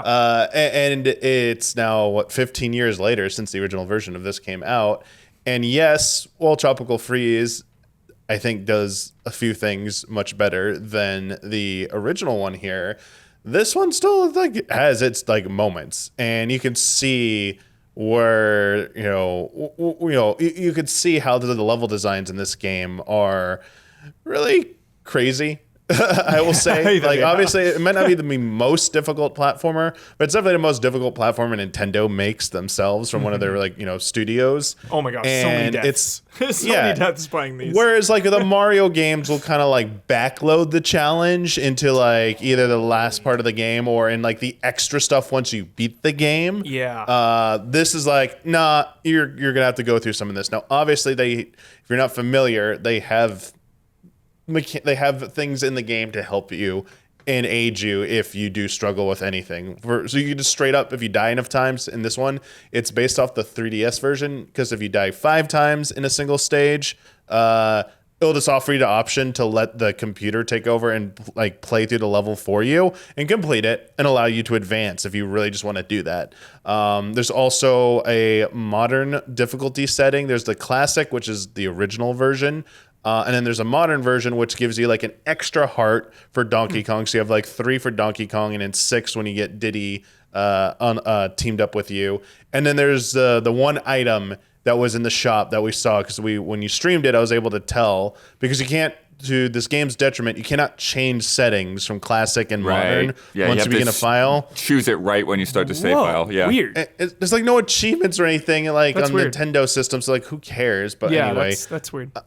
You could buy a blue potion that will give you extra. You can take extra hits when you're in some of the on-rail levels, like the minecart level or the rocket barrel. Yeah. Where usually those are one-shots. If you hit anything, it'll allow you to take the hit and keep going. Okay. So it does facilitate like some of those, which are obviously obviously they are definitely the most challenging levels. And honestly, there's the traditional platforming levels, and then where this game just goes off the rails is the minecart ones, especially the like Crystal Caves one, where you gotta like duck down in the cart as like spikes are coming down over you, and like if you just like, and then at the very end there's like the smallest window of space to jump, and then they like put an item, they'll put a Kong letter or a puzzle piece right there. Right. It's like, I want that, and then you'll like miss time to jump, boom, Giving me hit PTSD dead, right go now. all the way to the back. And sometimes it's not very generous with their checkpoints.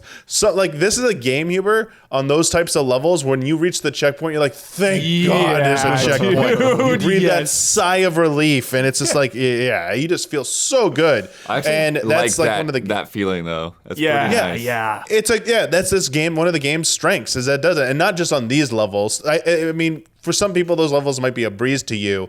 Whereas, like, I think a lot of the platforming stuff is pretty easy to the point where it's like I almost like doing it without Diddy's assistance, because Diddy gives you the double barrel pack that allows the jet pack that allows you to like glide. If you do it with that, you're just DK. You lose a bit of like that hover ability. Yeah. You lose a little bit like the momentum, and so it makes some of those just pure platforming stages way more challenging. And honestly, like besides like the minecart one, the one where the bat chases you and it's just like breaking shit left and right, stuff's just falling, and it starts shooting like sonic waves at you, and it's like tracking you, and I was like, what? I think I died the most on that. It wasn't even the whole level, it was just the last stretch of the level. Like very generous checkpoint, because they knew they died like 20 something times before because I was also trying to get like the last Kong letter or something, because if you might not know, the Kong collectibles in each stage. It's the KONG letters. It's been there since, the original Donkey Kong trilogy, except this one, instead of unlocking just like a 1-up, I believe, or extra lives, this one, if you do it in every single stage in a world, you unlock the special K levels, which are some of the most difficult levels in the game. So if you really want to see like peak platforming 100%. insanity. Did you say okay game? Definitely on the bat part, definitely on. I think on one part on like the rocket. So it's rocket barrel. You're in a rocket barrel, which it's like flying the damn plane in the old Grand Theft Auto games. It handles like absolute ass. It's like you're like tapping the button and you like tap it too hard and you just like barely touch the ceiling. Boom, you're dead. Yeah. Or there's like something like you're like, oh, I just gotta go up a little bit. You tap it like 1 second too long. Vroom, right into the ceiling, and you're like, all right. I think I was like more than once. I was like, okay, this sucks. So it doesn't suck. And that's like the whole thing is like the replayability, because it's both. You don't have to go back and collect all this stuff if you don't want to. You can just like feel that sense of satisfaction by just getting through the level. But also if you're like, want that daunting challenge, like, all right, I missed a few puzzle pieces. Well, I'm going to go back in there and maybe you saw them. I was maybe you didn't figure out how to get them. Like, because this is my first time that I played this. I've never played the Wii version. Oh. And I was actually surprised by like, there were so many levels. We're like, oh, we didn't get all the puzzle pieces. Where the heck were they? Yeah, because for sure. They're very clever because they're not just simple. So like they have their bonus rooms where that's been since the original Donkey Kong trilogy, where it's like find a hidden barrel, shoots you into the bonus stage. And if you collect all the bananas in the time limit, it's usually just those. They don't have a lot of the other variety, like the figure out which one is which when they swap the barrels, or the feet, like the claptrap enemy ones that they have.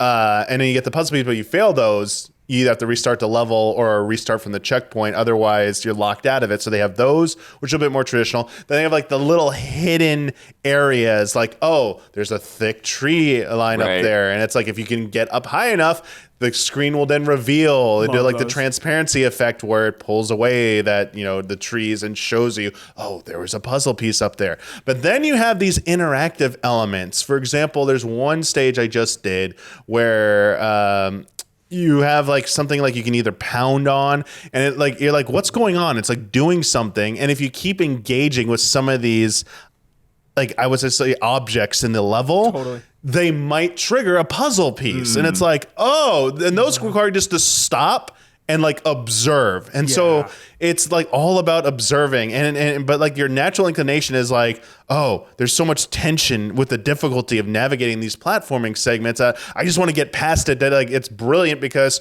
you're not always focusing on like everything else going on. It's like they do sometimes leave you a pretty obvious clue, like, oh, there's like this one floating banana over a bottomless pit. Why would that be there? Let me jump on it. Oh, the screen pans down. Oh, there's a secret barrel right there.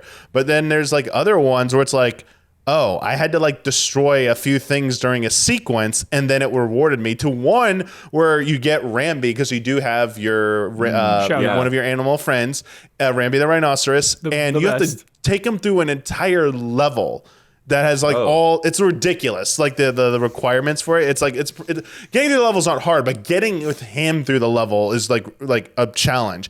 And there's a wall that only he can break at the end, and it's like where the last puzzle piece is. I'm like, when I saw that, I was like so deflated. I was like, oh my God, I gotta bring him, because it's you know what level it is? It's a level where they're like shooting off like all I might getting this wrong, but like it was sort of like an example is there.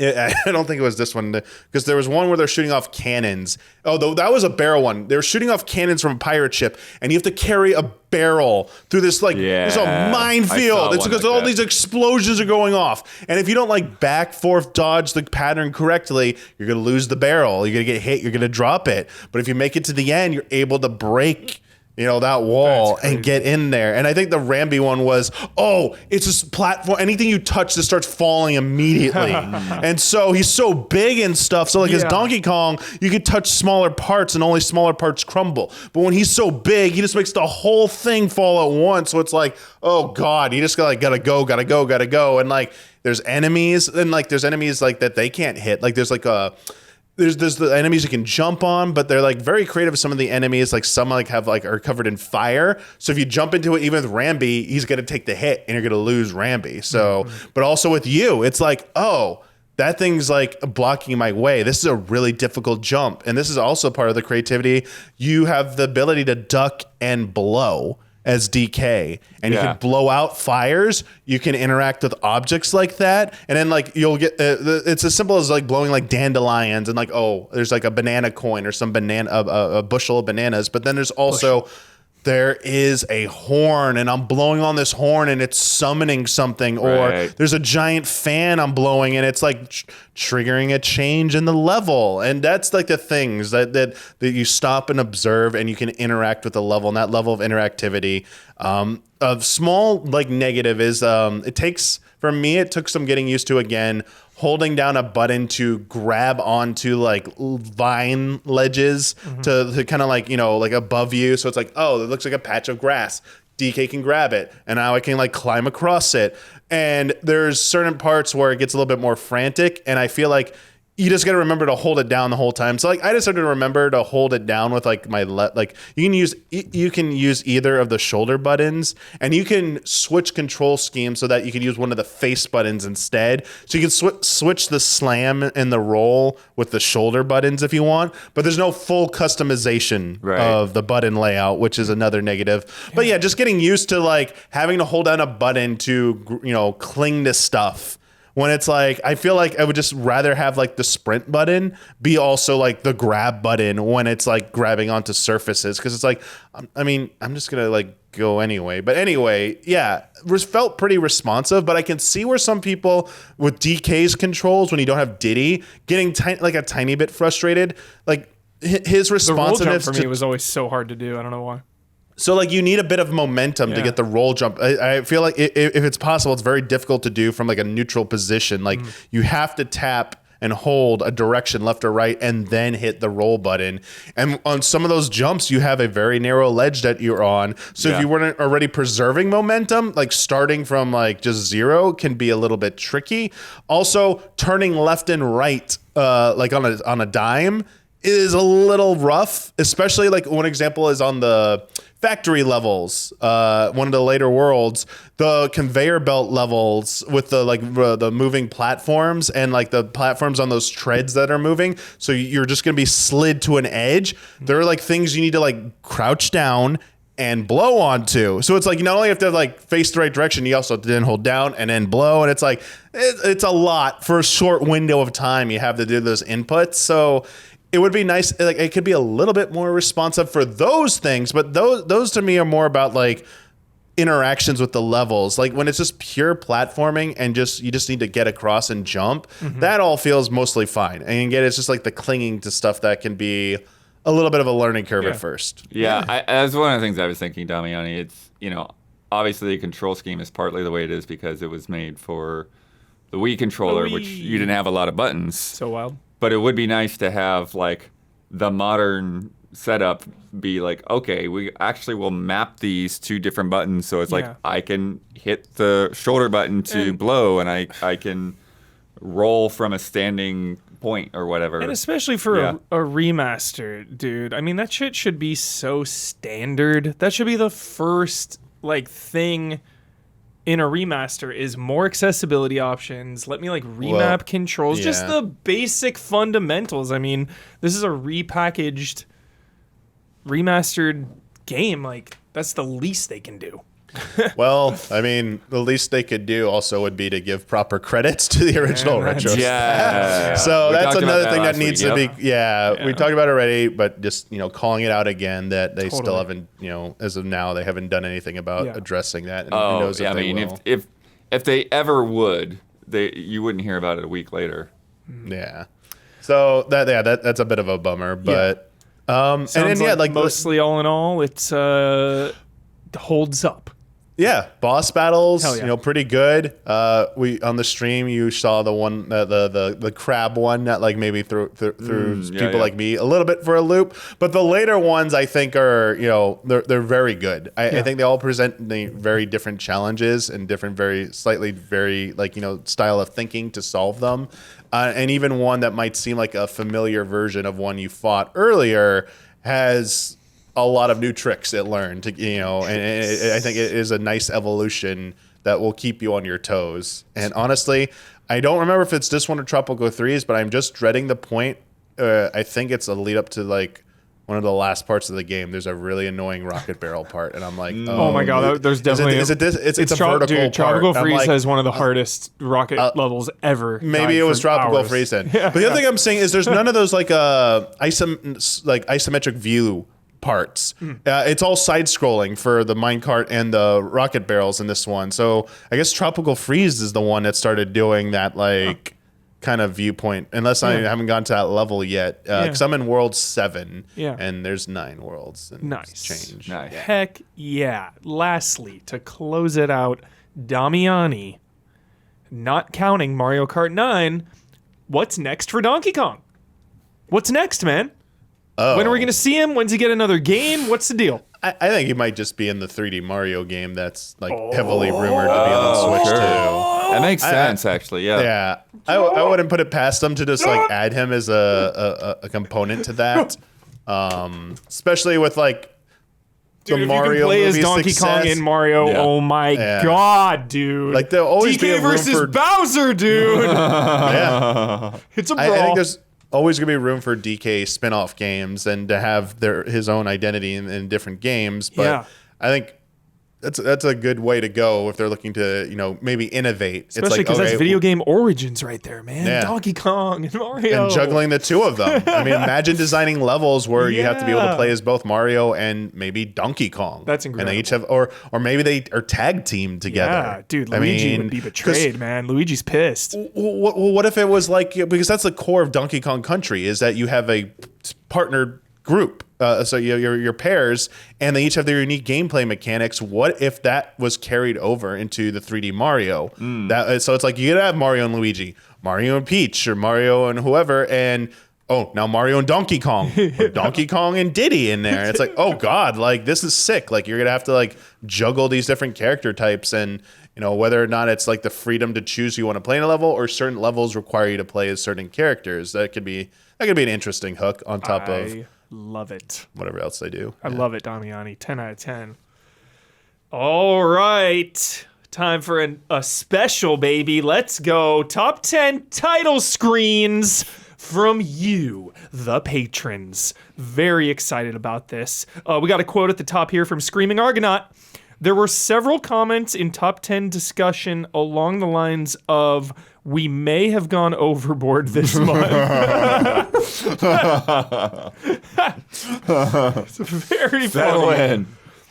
Spoiler alert, right now, it is not in the top 10, Castlevania 64. I am offended. There will be retribution. What did you promise? This list spans multiple pages in the rundown, by the way. I know. I'm sure it's on here somewhere. Let me find it immediately. Oh my god, it might not be on here. Holy crap. There it is. Okay, thank God. 53rd, Castlevania 64 with 6 votes. Okay. The 6 of you, well done. YouTube it right now. Look it up. It's amazing.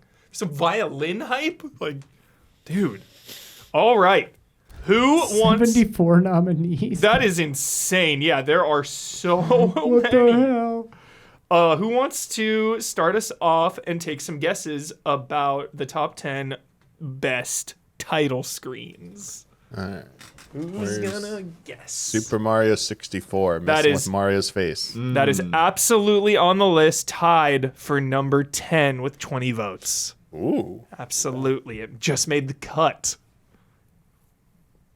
Any other predictions? I've seen the top 10, but Yeah, I didn't I mean, that's look the thing. I'm down. trying. Like, I didn't like Dang specifically it. think about like how this is gonna work. Spoilers. Yeah, 3 of got us the are rundown. looking Yeah. at the rundown right now. I'm going to start putting them in next week. It was just, this is the transitional Is Symphony of week. the Night on that? Well, I guess the game over screen is really good in Symphony of the Night. Less the title screen, I guess. Like it's just the title screen. Yeah, so it's not Yeah, no Symphony of the Night. Yo, Darkest Dungeon 2 is on here. Thanks, chat. Nice. Oh, really? Outer Wilds is on here. Nice. Nice. That's a good one. The logo slowly breaks apart. If you've ever noticed that, it's beautiful. Or this might be one of those things where you just toss to me, so I surprise you with them, and you don't have to see them ahead of time. That makes sense. Yeah. I usually try not to like look at them because I can Yeah. just not scroll down, but I already had it scrolled down. So. Yeah, but like I was cutting and pasting all this stuff last night. Yeah. Yeah. All right. Do you want me to run Oh, down? yeah, Don and Gabby can guess. Yeah. Yeah. What do you got in They're there? both busy. All right. All right, run it down. I'm gonna rapid fire because there are like 100 of these. I'm gonna rapid fire up to like the top 20, and then we'll take a little extra time on that. Okay, here we go. Tied for 72nd place. Oh, you're going all the way. I'm down. going all the bottom? way. I'm going all the fucking way. Rapid fire. Start at like 30. No way. Oh my god. 72, Mega Man 5, Panzer Dragoon Saga, Super Castlevania 4, 71, Subnautica. Tied for 66, Ultimate Doom, Octopath Traveler 2, Infamous, Gears of War, Deus Ex Mankind Divided, Zelda 2, Damiani, squeaking in there. Yeah, now we're in the 60th 60. place. Spec Ops The Line, Nino Kuni 2, Jet Force Gemini, Gravity Rush 2, Damiani, Ooh, Bravely that's a good one. Default, tied for 53, Uncharted Drake's Fortune. Yo, that theme song, when that hits. Ba, ba, ba, Yeah, that's good. ba, ba. I was thinking about Zelda 2 down there though. That was. I don't that's- remember it. Oh, Is yeah. it like the walking It's, through the town, it's like the right? waterfall. Yeah. Yeah. Sick. Tied for 53rd, Uncharted Drake's Fortune, Gauntlet, Final Fantasy 15 hype, Darkest Dungeon 2, Castlevania 64, love those. Call of Duty Black Ops 6, and Arcade Paradise also. Nice. Fantastic. We used to just vibe out to that track from Mono Memory at the title there. We used to just let it play. Tied for 46, To the Moon, Mega Man X, Kingdom Hearts Birth by Sleep, The Elder Scrolls V Skyrim, Dino Crisis, Diablo 2, Lord of Destruction, and Ape Escape. Tied for 42nd, Resident Evil 3 Remake, dude. Menacing. Nemesis. Marvel Spider-Man 2, love that. Half-Life 2, Devil May Cry 5. Tied for 39, Outer Wilds, Isla. Oh yeah. Final Fantasy 6, Yes. Chrono Cross, and What Remains, that was 39. Now we're on 36, What Remains of Edith Finch, Horizon Zero Dawn, and Fallout 3. Big tie for 31 here, Okami HD, Spider-Man 1, The Legend of Zelda, The Last of Us Part 2, The Little Boat. Oh, it's haunting. Yeah. Kingdom Hearts 2 as well. For 29, Xenoblade Chronicles. all the way down to 29? 29, Xenoblade Wow. Chronicles and Majora's Mask. Nice. 27, Tetris for Game Boy specifically, and Max Payne 1 hype. Oh, it's good. It's so Noiri. I love it. Tied for 21, a big list. Metal Gear Solid 4, old Snake baby. Legend of Zelda: A Link to the Past. Very good. L.A. Noire. I'm like having trouble remembering that actually right now, and I just replayed that a few years ago. Kingdom Hearts 1, Ghost of Tsushima, and Brutal Legend. We're here now, okay? Top 19, tied for 19, so we're in the top 20, everybody. Okay. So there are 2 ties for 19. Yeah, L.A. Noire. Oh, just the It's just sign. like the That's classic. neon sign. So great. Tied for 19, Metroid Prime. Yeah. Nice. That theme Hell song. Yeah, dude. Just epic theme Viruses, Virus. parasites. And The Wind Waker. Yeah. dude. Another theme song there, too. Just Yeah. showing you Outset Island. Yep. So epic. Tied for 16, Pokemon Red and Blue, Of course. Halo Combat Involved, Oh yeah. and Batman Arkham City. Oh yeah. So hype. That's a good one. Tied for 13, Super Metroid. Super Metroid is so good. Oh good, yeah. But what's hard with some of these that is in your like you're top talking five? about title screen versus Yeah. like title sequence, Title right? Because sequence. it's just about that build up, I mean, you know? Yeah. But just seeing this scientist on the floor with the title So screen. intense. Bodies on the floor. Yeah, Yeah, Nintendo's showing it's dead dark. bodies on a title screen. So dark. Blood, is this in your top 5 of all time, Super Metroid? Oh yeah. I associate this game with you, by the way. That's my go-to when people try to ask me what's your favorite. It's like Super Metroid. Super Metroid, dude. I love that. You know, like I'm not good at picking, but Super Metroid will be the one. That's it. So great. Yeah, tied for 13, Super Metroid, Mega Man 2, and Donkey Kong Country. Mm-hmm. Which brings us to the top 10. Here it comes. There's a 3-way tie for number 10. God of War 2018. Just get out of town here, dude. Metal Gear Solid 3. Do you remember the CQC hype, dude? Yeah, they're like fighting in the background. And the intense music. It's like, ba ba ba ba ba ba ba ba ba. Oh my god, it's so intense. Remember your CQC. Dude, what are they going to do for the remake of this title screen? Right. Are they going to have this sick art style? Are they going to like get all gritty and realistic with it and lose the vibe? What are they going to do? We'll find out. And of course, Super Mario 64, tied for 10. 2-way tie for 8. Chrono Trigger. Mm-hmm.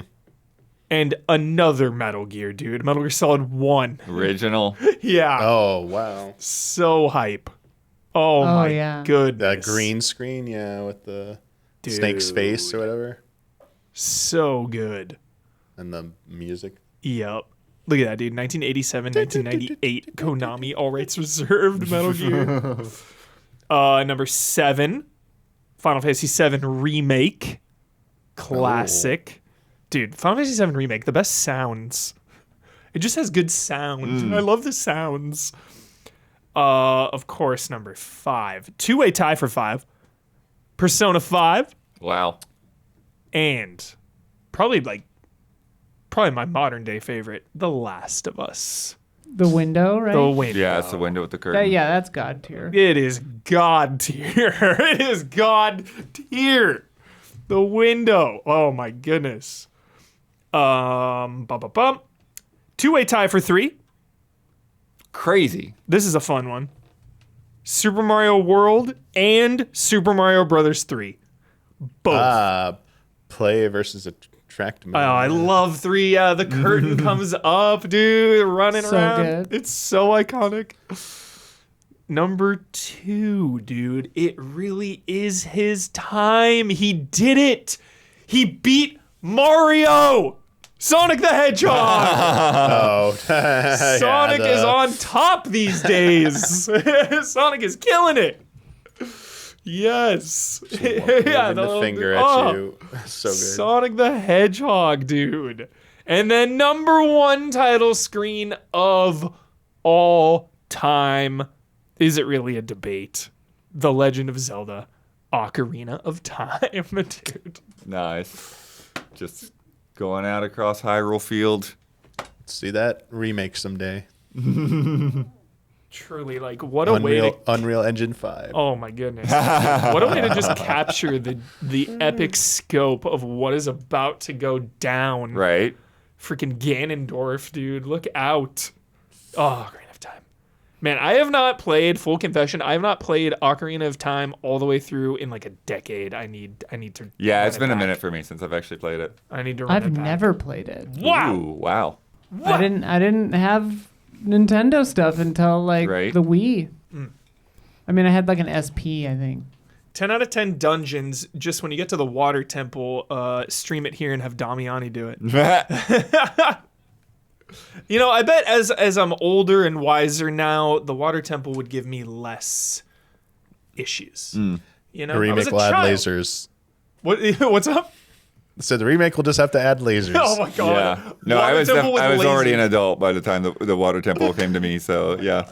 You're ridiculous. Adult blood. I love it.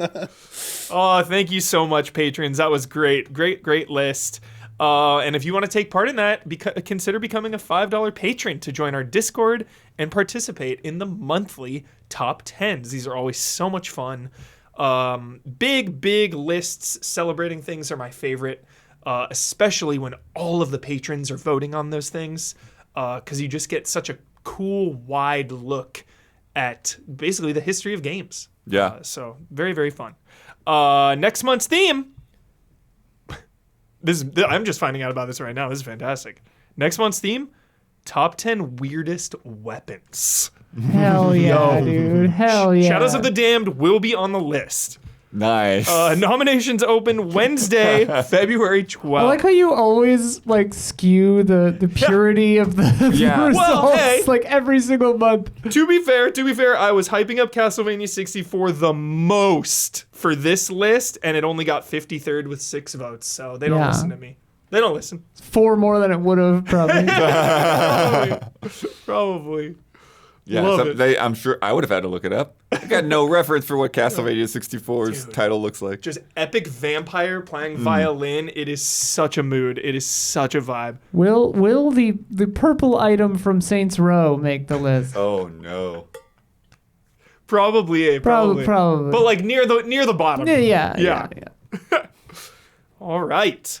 Also this week, Bloodworth. Take it away, my man. Speaking of Sonic winning, Sonic the Hedgehog 3 has surpassed $425 million. Sonic 2. They already are making 4. Yes, 4 is coming. in worldwide box office sales, breaking the record of Sonic 2. And they now have announced the 4th movie will release March 19th, 2027. 7. Wow. Holy crap. That's actually a pretty good turnaround, though. 2 years.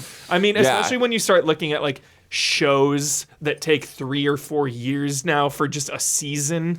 So it's like, dude, to get a full-on movie like in a year or 2, that's a win. That's good. Yeah. Awesome. After 30 years, Yes. Ted Price End of an era. has announced that he will retire from Insomniac Games Crazy. at the end of March. He's going to be replaced by 3 people, Wow. co-studio heads that include Ryan Schneider, Chad DeZern, and Jen Huang. Ted says he felt comfortable leaving now, with each game in development looking beautiful and playing fantastic. Excellent. And regarding the new studio heads, he said, I've seen each lead major initiatives here, which have positively changed Insomniac's lives. Yeah. So that's an interesting thing. Wow. Like, that is the thing he was most concerned about, that these people would take care of the people in the company. That's awesome. That's nice. That's so Yeah. good. It's always scary when like the head of a game studio leaves, especially when they have an incredible track record. Yeah. Like Insomniac over the last forever. Yeah, honestly, I think it was forever. 94 Yeah. when they opened that. Yeah. Forever 10 out of 10. But like especially in the last decade or a little over a decade, it's like they've just been killing it, crushing it. So it's always a little unnerving as a fan, how much that's going to shake up the vibe in the studio, but it seems like, we're in good hands here. And then this morning, I got a press release from DICE. The DICE Awards are happening next month. Mm-hmm. They are inducting Ted into the Hall of Fame. Rightfully so. Wow. Yeah. Awesome. Bit of bummer news, but with a silver lining, hopeful end, or not end really, but extremely okay games. The makers of Celeste Yeah. have canceled their next game, Earthblade, after a split within the company about the ownership of the Celeste IP. Some struggles and stuff going on there. What do you know? Money fucking things up again. Also, the pressure that they felt now, like with the reputation of Celeste, they said was like a big thing that was kind of like, we got to make this one good. So the art director, Pedro Medeiros, left in November. And then recently, Maddie Thorson recently posted that the split has given us the clarity to see that we have lost our way Whoa. and the opportunity to admit defeat. Whoa. Yeah.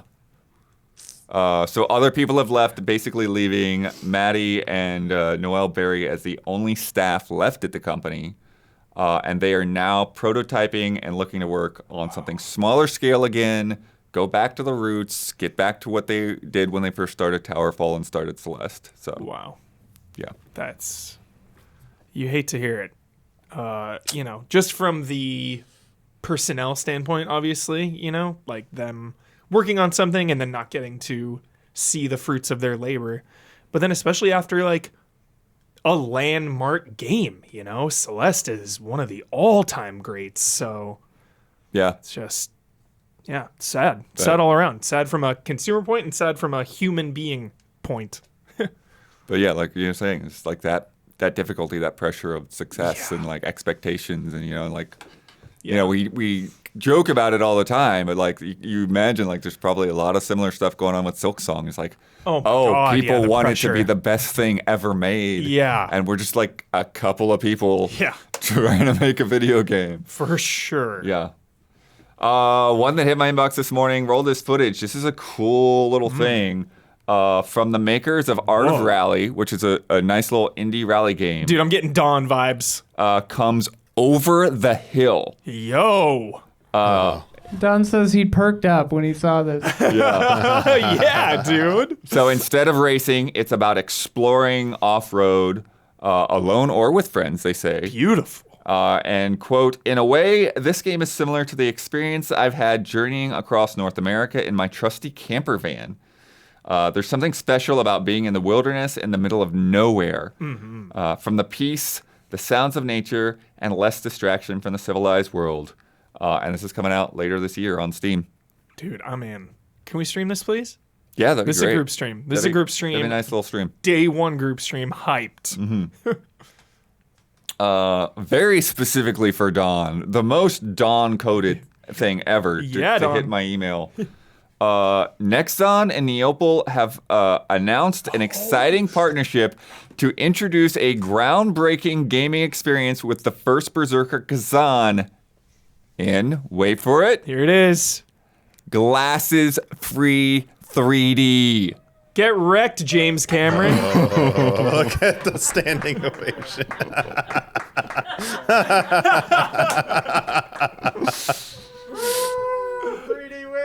Yeah, dude. This is his comeback song.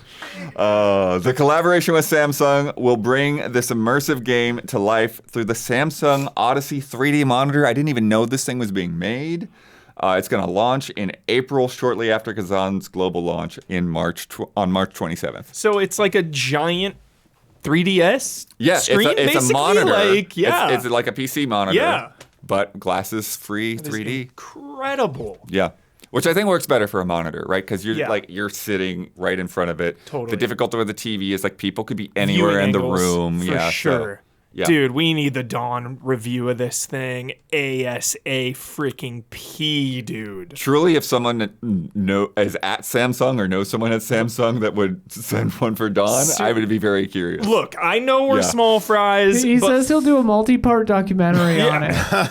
I say But you don't have to go that deep, Dawn. Sponsorship? Please, but- Sponsorship? I know we're just little small fries, but I truly believe in my heart and soul there is no bigger fan of this exact piece of hardware already than Don Casanova. This was made for the man. Please help us out here. With, funny- with Samsung's help, we can get back to medium fries. I believe. The funny thing is, I would also not be surprised if Don just tore this thing apart when he actually sees it.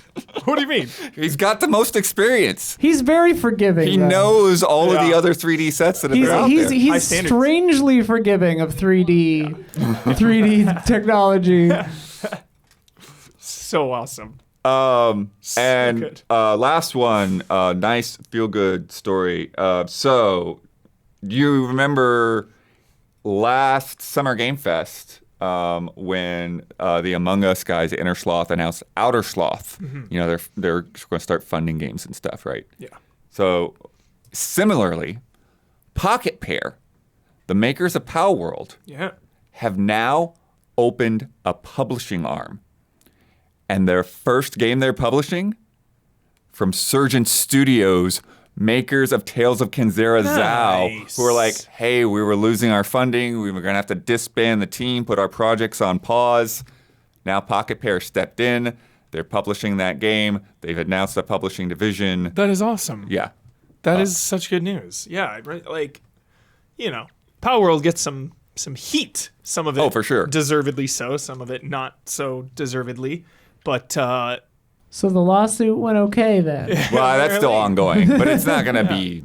It's not going to be like impact the amount of money they've made Yeah. by Well, much. Yeah. like, Yeah. really awesome move for them to have the using that success to help other games succeed. I think is Feel good story there, bud. And Huber, here's the thing. So when we found out about that, when Surgent reached out and was like, hey, like they started showing concept art and stuff of Tales of Uso, I think it was, the next Kinzera game. Oh, nice. That's not what this is. This is a completely different game. Awesome. It is a horror game, and it is set to release this year. What? Yeah. Well, wow. Is who is what's his name? Abu. Abu, is he? Yeah, he's the head of the studio. So Yeah. he's awesome, very cool. So Hype. He had such a good tweet the other day about the power of video games. I'll repost that. It was really, really good. Yeah. All right, it is time for Love and Respect.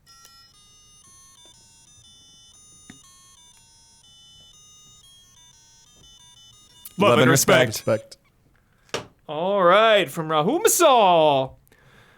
Hi, allies.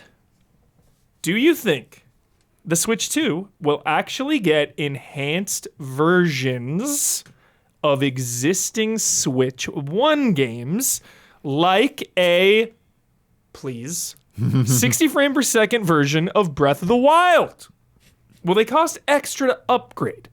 Will they be tied to Switch Online? What do we think?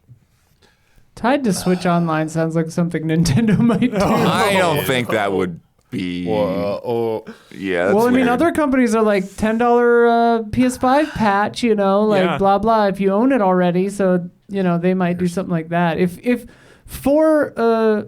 there's a upres patch for Nintendo Online members or whatever, There's so many options they can do. For something like Breath of the Wild, they could probably just release a standalone like Switch 2 edition and charge like $70 for it, and 100%. people will probably buy it. Oh, yeah.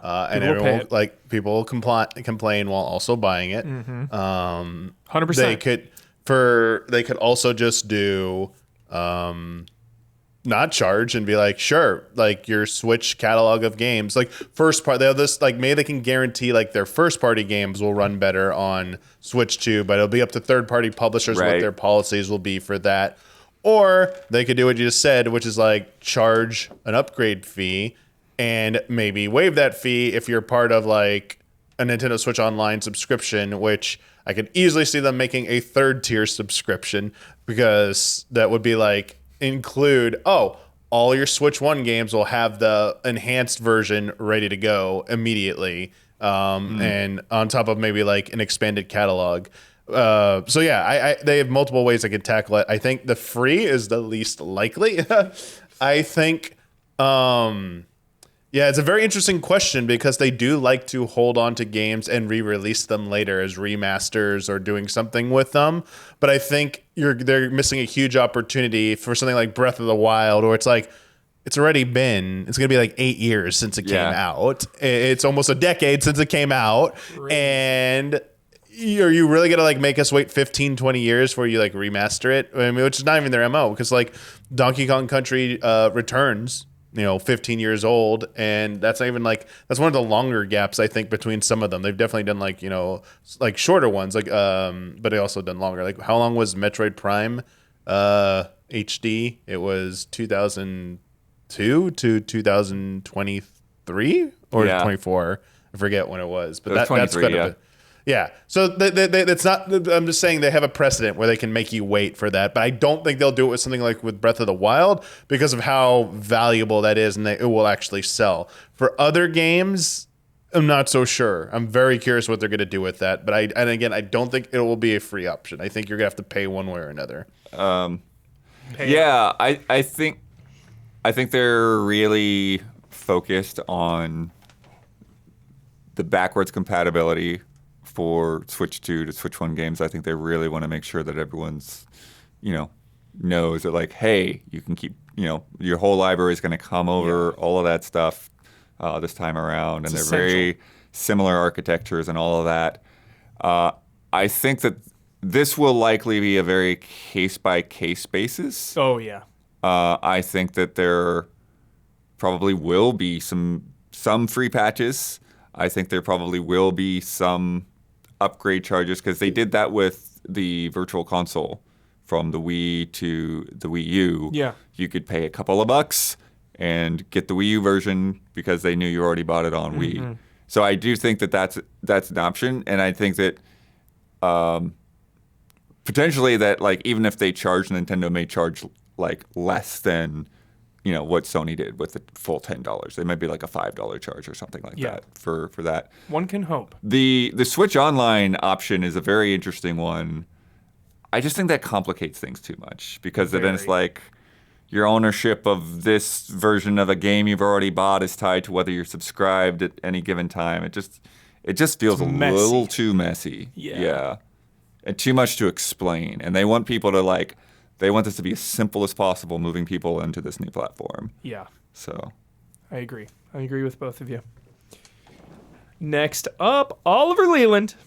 Hey, allies. After last week's Switch 2 reveal alluded to new Joy-Con functionality that may allow the controller to mimic a PC mouse, everyone's thoughts turned to how that would open up console ports of FPS, RTS games, and so on. But I'm from the Dreamcast era, baby, shout out. And when I see a mouse, I'm thinking about the World Wide Web. I want to know what non-game software you're looking forward to on the Switch 2. Will TurboTax Switch be the true killer app? Love y'all. I don't know what non-gaming software they're really going to put on there. I'll take advantage of that because Some kind of like weather report app. it's so interesting to me because they leaned into that stuff really hard on the Wii and then never again. I know. It's time. I feel like they know people have cell phones. They're just going to look up any of that stuff on their phone. It's way easier to pull out your phone and look that up than it will ever be to be on your Switch unless it's just like tapping the screen as well. Yeah. So like any kind of gimmick like that, people will not embrace that. Yeah. So I don't think, and plus they've been pretty, not restrictive, but there haven't been too many non-video game related pieces of software on there. Music Like, creation they never- stuff, Zorgla, that's a good idea. Like Korg. Korg Gadget and all that kind of stuff, yeah. I mean, yeah, I thought when they were saying I thought their internet stuff, I thought they were going to talk about like Phantasy Star or something. They're Dreamcast and Phantasy Star Online. I was like, oh, well maybe like like MMOs or something like that, which is just another instance of a type of game you were just like Huber already was listing off. Yeah. I am very hopeful for a couple of Mario paints, like a full-on baby. new That would be Mario nice. paints. Yes. And either included or on Switch Online Dude, if have Mario- the Super Nintendo version. Yeah. If a new Mario Paint was included as a Switch 2 launch game, like that's great. That is so good. Because that Super Nintendo mouse is just like one of the Yeah. craziest, weirdest things. It's like, oh yeah, cool. Like, Mario Maker using the mouse would be really good too. yeah. Yeah. But They've talking got- about a non-game. No, yeah. Do we think- I don't think Nintendo will do Mario Paint, and because like the original wasn't online, so they didn't have to police what you made. But they with no, it. the N64 ones were though. Oh, really? Yeah, Shoot, they only okay. came out in Japan, all of those Talent Maker and stuff. But they had online connections. That was a whole Wow, I like didn't know about that. yeah, but yeah, like they had like 3D modeling stuff in there too. So yeah, maybe that whole like Talent Studio line comes back. Cray. Do we think Switch 2 is going to have some game included that really shows off the Joy-Cons? There's got to be some form of WarioWare or 1-2 Switch or something like that. Yeah. As long as it's not as awful as what was the second one? The sequel to 1-2 Switch that with the horse guy. Oh my God. God. Everybody switch. Everybody Switch sounds Yeah, right. Everybody 1-2 Switch. Everybody want to yeah. switch. God. Yeah, that was not great. Yeah, was the rough. whole story and drama behind that ever releasing too was just what a wild Yeah. chapter. You can also just put out like they can go with a tried and true thing and start from the beginning and put out like Switch Sports 2 or something like that. That would be as well. incredible, Damiani. That's such a low-hanging, like, obvious move to do that would get people hyped. But you have to play all the sports games with the mouse. Right. Yeah. like a football manager or something. We basically the things we keep leaning back to games, right? Yeah. I'm like in my head, I'm like, oh, EA, good time to bring back SimCity. Blood, you brought up such yeah. you brought up such a good point about phones. Like That wasn't me. That was somebody else. no, you said the weather, Damiani. Yeah, the weather, Damiani. You brought such a good point about cell phones and just how advanced they are now, and it's like. All of the non-game apps you would ever need are just like on your phone. Like, why Right, but a phone. Most people don't carry around a mouse for their phone, though. Yeah. So you want something precise. Yeah. Yeah. But a non-gaming thing that would need a mouse, like maybe the rumored community tool button thing, like PictoChat. for like maybe they actually will allow like editing, like clips or something on there. I don't know. Like That's so it'd be interesting. Yeah, easy- video editing. Yeah.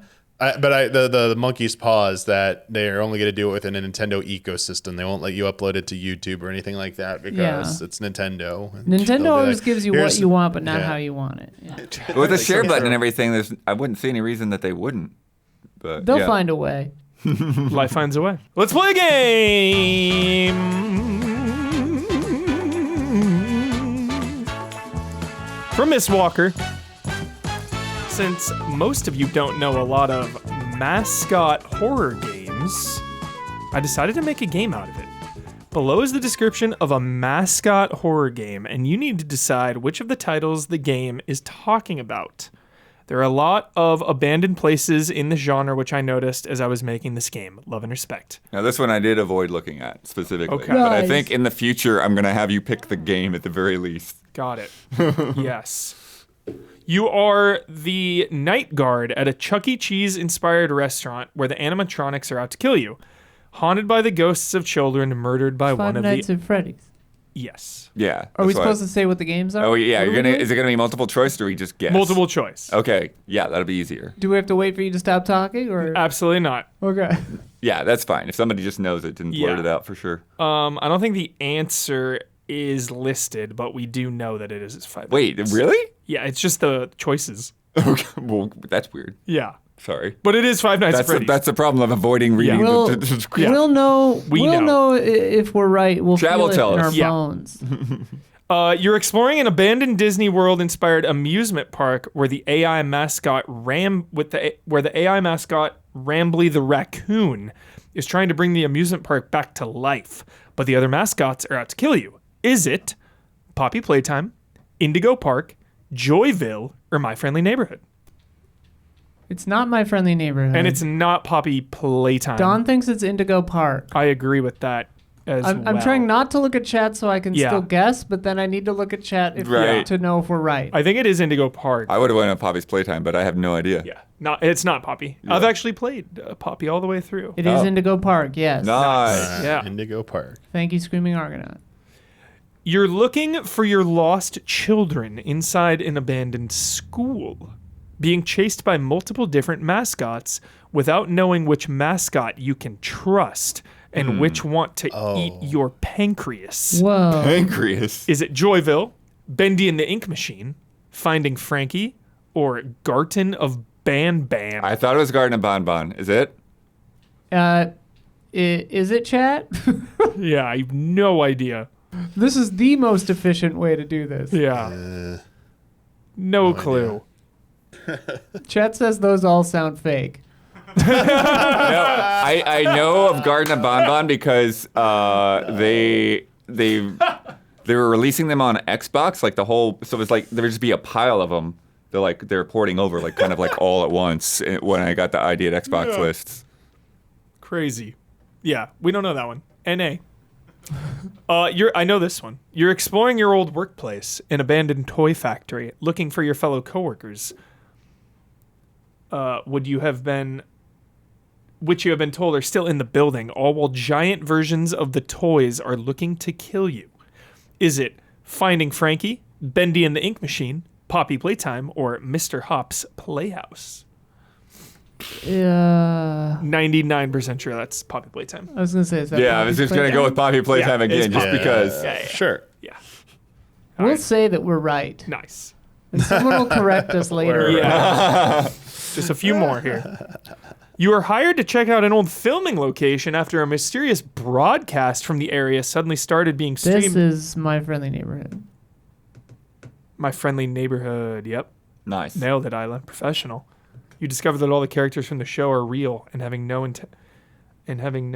interaction with anyone for so long have gone crazy. Sounds intense. We played that Yeah. on a stream. Pretty sure you were there.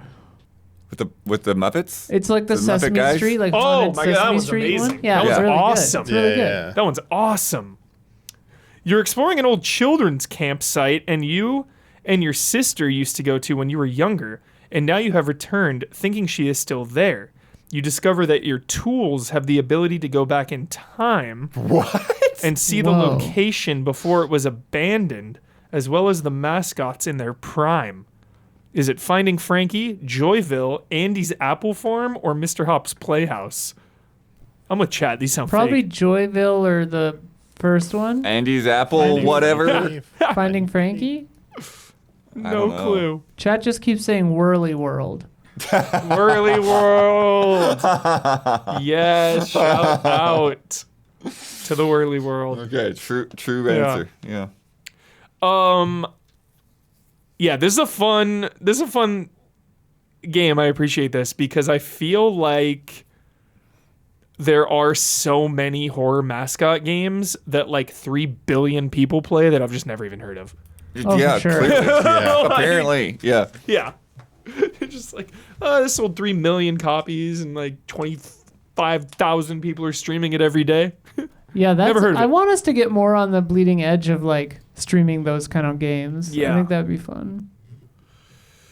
By the way, did you know that we do 2 bonus love and respect questions for our patrons? If you want to get the extended cut, become a $5 patron at patreon.com/easyallies. Plus, you'll get each episode 2 days early and, most importantly, ad-free, which is the way to be. I will pay any price for ad-free. It is time for bets. It is time. There is one thing that will be next week. Okay. That because it's a lot. I've been thinking on it, sleeping on it. We're not giving away the stakes Okay. today. Yeah. Hold the Actually, maybe stakes. 2 weeks because Yeah. we're sending Huber to Vegas next week. Yes. Whoa. Yeah. Craps, baby. I'm entering a craps tournament. No, I'm not. I'm totally kidding. But I will be in Vegas. All right. But we will do 2024 stakes. Yes, we will. We got to clean that up. Take us away, Bloodworth. Yeah. So, first of all, the loser, which was Damiani, you have to do a 3-hour stream of Skull and Bones, Oh my god. which was voted on by our patrons.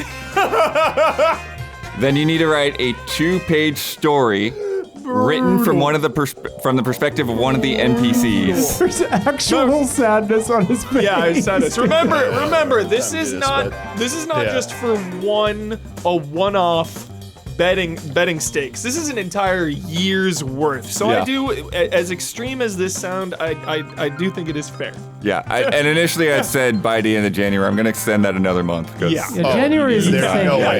Yeah. January. Yeah. Not January. The winner was Huber. So you have been crowned the fancy one. Yeah. So in a minute, we're gonna get into the names business, and so you'll have a choice to how to apply that fancy one. You could just be the fancy one, I got some. or you could append the fancy adjective to something else. We will find out what you got planned here. Yeah. Second, you are now granted this sketchy token. It is so sketch. Isla's gonna put it up on screen for everyone It because is- it's so tiny. It you is can't really absolutely see it. sketch. But we got to see the front and the back. No We're cash looking value. at two backs right here. That's But weird. They were both open a second ago. No cash value. yeah, one side says no cash value. The other side is a very Very cursed clown. very cursed clown. Absolutely cursed. Left or right on the stupid. No, it's not. It's being weird. It's being weird. It's being weird, dang We're gonna it. let it. It's the curse. It is. It's the curse of the clown. The clown doesn't want to be seen. There's the next button right there. There Nice. it is. Yeah, it Look at wasn't that there There freak. it is. They're not seeing it. Oh, There it is. He's coming. He's coming for you. They can see it now. There he is. sick freak. Look at that close up. And look at how tiny this thing. This is like Yeah. a dime sized little Yeah. token over here. But Excellent. yes, so this sketchy token, Yeah. No cash value. No cash value. no cash value, but it will allow you to change another player's No, bet. it'll allow me to change your bet. That's right. Yeah. Yeah, so at any time, you can use that throughout the whole of 2025. Great. Next up, Huber, you need to pick a game that everyone else has to draw a box art for. Yes. And this is in the spirit of something Parasite Paladin sent me, where somebody found a copy of the Elder Scrolls, Yeah. where somebody had drawn a scroll with a face, like an anthropomorphized scroll that was an old man scroll. The Elder Scrolls. Love it. So we're all gonna have to draw this. What are we drawing, Huber? Streets of Rage. Streets of Rage. Oh, okay. Yes. There we go. Love it. And when do we need to draw it by? Friendly. So like end of February gives you a month. End of February. Yeah. Okay. Over okay. a month. A little over a month. And finally, We're friendly here. I got something to unwrap for you. Oh! Christmas in January. Let's go. Let's go here.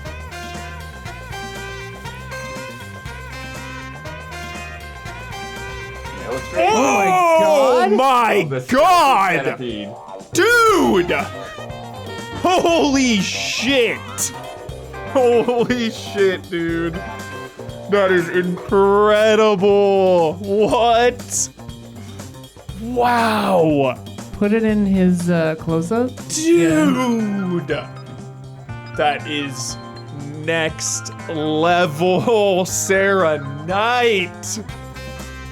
For listeners, My describe god. this picture. It is like freaking Bowser's Fury style, insane Bowser, under like a trap, like a trapped box that I am like a centipede trapped in this box here, and then Bowser is like flaming, spewing flames. Any box. That's a cardboard box. Cardboard. It was at Metal Gear. Yes. Punished Huber Centipede. Amazing. Absolutely incredible. With This the is visor wild. too. The visor. Oh my god. Yo, this is one of the best Bowsers I've ever seen in my life. I'm not kidding. And I am a Bowser enthusiast. Wow. Well, we'll take some high quality photos of that and tweet it out, or Yeah, I have the original. Put it on Blue Sky and all that. Because I actually went and printed that out, so I have Oh, the. okay. I have the digital file, but I just need to Wonderful. like get something to Gabby for it. So good. Holy crap. You did not need to go that hard, Sarah. Wow. Yeah, it's an illustration. Yeah. Incredible. Bowser spewing flames. Top 3 images of all time. Unreal. All right. That brings us to 2025, everybody. It's time for team names. I wrote some adjectives and some things, and you're gonna pick one from each. And that is gonna be your team, and there's no changing, there's no trading. Do we need to come in there? Yeah, Okay. come on in. So there's no shenanigans. So Huber, we'll go down the list in order. Yeah. You're the fancy what now? How does this work? I am the Fancy Stars member. Stars member. Yes. Okay. Yep. Stars. All right. So I guess I'm first. So one of each. One of each. An adjective and a thing. An adjective and a thing. All right. Sure, it's only one. Okay. I am the wicked. Wickedly talented Adele Dazeem. Worm. The wicked I am the worm. wicked worm. The wicked Alliteration worm. wins. Wicked worm. Huber, are you gonna pull for Damiani? Sure. Damiani's on the list I'll there. pull for you, Damiani. Okay. All right, the adjective we have is arrogant. Oh my gosh. You are arrogant child. That arrogant. Arrogant child. As they fall, dude. As they I fly. Yep.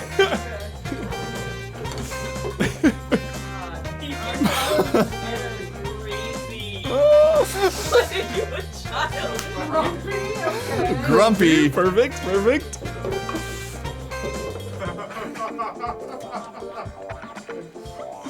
We have to come up with noises. Grumpy Grumpy ally. You're perfect. Yeah. Don. So good. Oh, Gabby first? Okay. So good. Don's breaking the order. All right.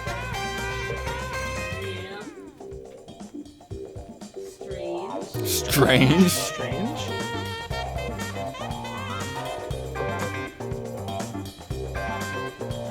Strange Valentine. Strange Valentine. Oh, I like that. All right. Don in the rear. I put there was one extra pair, so one will not. Yeah. Punish. Punished. Yes. Punished. Castellano. Punished Castellanos. Castellanos. It's evil within. Yeah. Sebastian Castellanos. The extras. Wow. We have Well, yeah, what was left? Whimsical The whimsical. and Scum. Whimsical. It's extra. You want Whimsical Scum? You can have a trade. Okay. Before they're locked in. Whimsical Scum. Whimsical scum with a K, right? Whimsical. Oh, with a C. Yes, hell yeah. I will have to brainstorm this sound. So we have Huber as the Fancy Stars member, Bloodworth as the Wicked Worm, Damiani as the Arrogant Child, Isla as Whimsical Scum, Dawn as Punished Castellanos, and Gabby as Strange Valentine. Amazing. Mysterious. All right. And Chat the stakes will asks be if they revealed. can be grumpy ally. Chat can be Grumpy Ally for sure. That's perfect. Yeah. Chat, that is perfect. That is beautiful. I love you. That is great. And the stakes will be revealed in the coming weeks, so stay tuned for that. It's time for this week's bet. Oh right, we haven't even done that yet. Yeah. This is the beginning. First bet. Saving it up. Tales of Iron 2 Whiskers of Winter releases on the 28th, right around the corner. How many times on the top 10 open critic reviews will Dark Souls be mentioned? Specifically, Dark Souls. If it's Dark Souls 1, 2, 3, just the franchise. Right. Dark Souls. How many? Not Souls-like. Yeah, not Dark Souls-like, Soul. not Souls-like, specifically Dark Souls. How many times will it be mentioned? I'll go first. But Damiani first. Damiani goes first because he's remote. We right. can't see what he's doing. Oh. That's right. Two. Two. Two times. Damn. 2 times. All right, now you can do what you want. I'm gonna say 5. Fiver. 5. 5 total times. More like you wrote down the thing. You don't do what you want. Bloodworth. I also said 2. 2. Oh. Isla. Change it to 400. I said 4. 4. 4. Dawn. He said When did you change it? Okay, he said 1. All right, I trust it. He definitely scratched it out over there. Okay. I don't know when he actually wrote down the replacement. And Gabby. She's lost it. It's gone. Please don't be 6 or more. She lost her bet. Is it that on the floor right there? It is, because it has Nice. a mouse written on it. Fuck! It's also 4. 4. We got a little bit of a spread here. 1, 2, 4. I got the high. That is a good way to start. I am excited about that. Love it. What would be hilarious is if it's 3. That would be. 4 people get us point. Yeah. I would not like that. I would not like it. Let me tell you about patreon.com/Easy Allies. We're bringing you hours and hours of discussion each and every week about news, about current games, and about old games as well, because we love them so much. So if you're here listening and investing your time, consider investing a little bit of cash to Patreon so we can keep the lights on, pay the bills, fill the fridge with water and tea. I'm going to try to do that next couple of days. Yeah, and just keep on doing what we love. And at just $5, you get the Easy Allies podcast 2 days early and ad-free, so essential, with 2 bonus love and respect questions that we film at the end of the show. You can submit questions to Love and Respect, and you get into the official Discord, and you get to vote on those beautiful top 10s. I love them so much. And our platinum producers get a shout out on the podcast each and every week. This month's shout outs go to Jabawabs and El Thanis. Shout out! Shout out! Thank you so much, everybody that supports Easy Allies. We love you. We respect you. Feels good. 2025 is here. The games are coming. Xbox is about to feed us. Nintendo is about to feed us. Who the hell knows what Sony's doing? Promotions. Yes, we did an Assassin's Creed preview. Yeah. Shadows. You can check that out. That is on Easy Allies right now. It's already up. So check it out if you're curious. I don't spoil a single thing. So you are good for no spoilers, I promise. So no spoilers in there. Also, because we're professionals and we like to wait a little bit, Easy Allies 2024 Game of the Year will be revealed Tuesday, January 28th, right around the corner. Get ready. All right, and to close out the show, got a new little segment. I don't have a name for it just yet. It's a prototype. This is a work in progress prototype segment. The allies go around and tell us one thing they're excited about. It could be anything. One thing you're excited about. Blood Earth, what are you hyped about? What are you excited for? Anything. It could be to go home and like eat a banana. Like whatever it may be. Right. I'm going to the next Final Fantasy concert tomorrow night, and it's going to be the first time I'm going to see Final Fantasy 16 music live. Dude. So, Oh my God. yeah, that's going to be a good time. Count, like, give us a ballpark after you're done. Give us a ballpark for like how many seconds you had chills throughout the whole concert. Yeah. Damiani, what are you excited about? On Saturday, I'm gonna for my cheat meal. I'm gonna go to try Jet's Pizza for the first time. Jet's Pizza? Detroit style pizza. Nice. Does Jets have a reputation? I've never heard of it. Oh, it was just suggested. Nice. Oh, okay. by- I don't know read about it. somewhere. Oh, Yeah. Dami, I know we always do this. I just heard from my mom that down the road from her place, Oh, Raising Cane's. not quite, Oh. they're building a Whataburger. Oh, Sick. They've gone down in quality. Whataburgers. Oh no! Yeah, be warned. Also, new ones have a reputation for not being good for a little while. So, Wow. Crazy. but Wow. it's still worth trying Wrecked. just to see what it's Wrecked about. Yeah. Whataburger. Does not pass the Damiani test. Isla, what are you excited about? I'm excited about moving forward on some creative projects that I've been working on. Nice. Yeah. I'll Sick. just leave it at that for right now. Okay, a little tease for some creative works from Isla. Don, what are you excited about?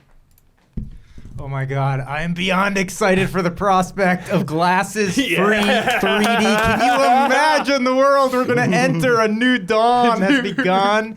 If they find a way to play all of our beloved Blu-ray 3D discs on this thing, dust them off, everybody. Game changer. Oh, it's a game changer, Huber. I'm very excited. Dude, emulate Super Mario 3D Land on this monitor. Ooh. Can that be a thing? Oh, Yeah. Switch 2. Or switch to upgrade to Super Mario 3D World. Dude, Ah. please. We need to make it happen. I think that this is mostly going to happen with PC stuff though, Got it. because with Kazan, like it's like a separate like install for the 3D version. Like they're really getting specific. They're really putting a lot of work into it. Yeah. Crazy. That's crazy. Gabby, what are you excited about? There's a new episode of The Traders on tonight, and I can't wait to watch it. Hell yeah. So sick. also. Severance. Severance. Ooh, that's right. Severance.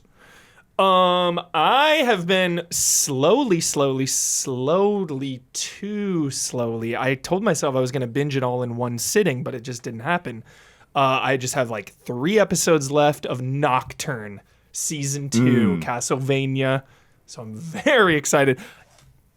You know, that's what I'm most excited about, actually. Another show came out, but that's neither here nor there. But yeah, Which one? The Night Agent, season 2. Does anybody watch that on Netflix? No. Super good show. Did you watch Black Doves? Yeah. I liked it. Yeah, it was good. For sure.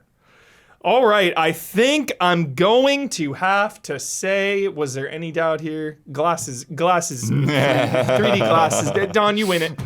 Oh, wait, so he does the closing thing now, Yeah, too? I know he doesn't like Get to back do over it. here, Don. He says, what the hell? You were too enthusiastic. Yeah. It's all right. Next week we go back to the bets. Yeah. So you get to shout out anything or anyone that's on your mind this week. You get the final word, and you get to sign off with your trademark sign off.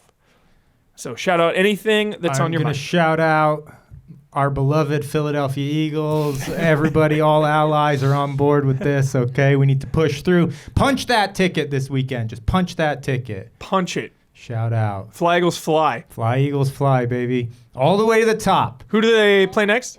The Commanders. Ooh.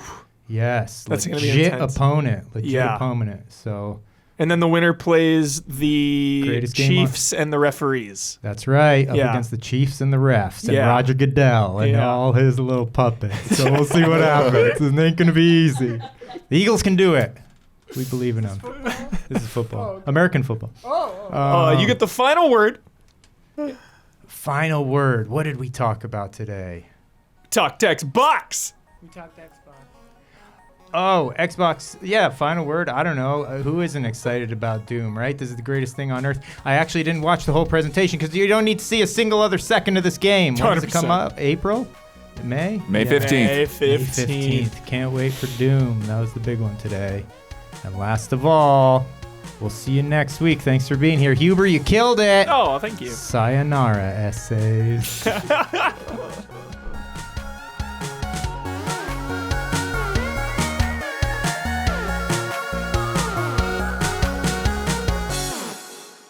Blood's a Cylon. Blood is a I mean, that would explain a lot.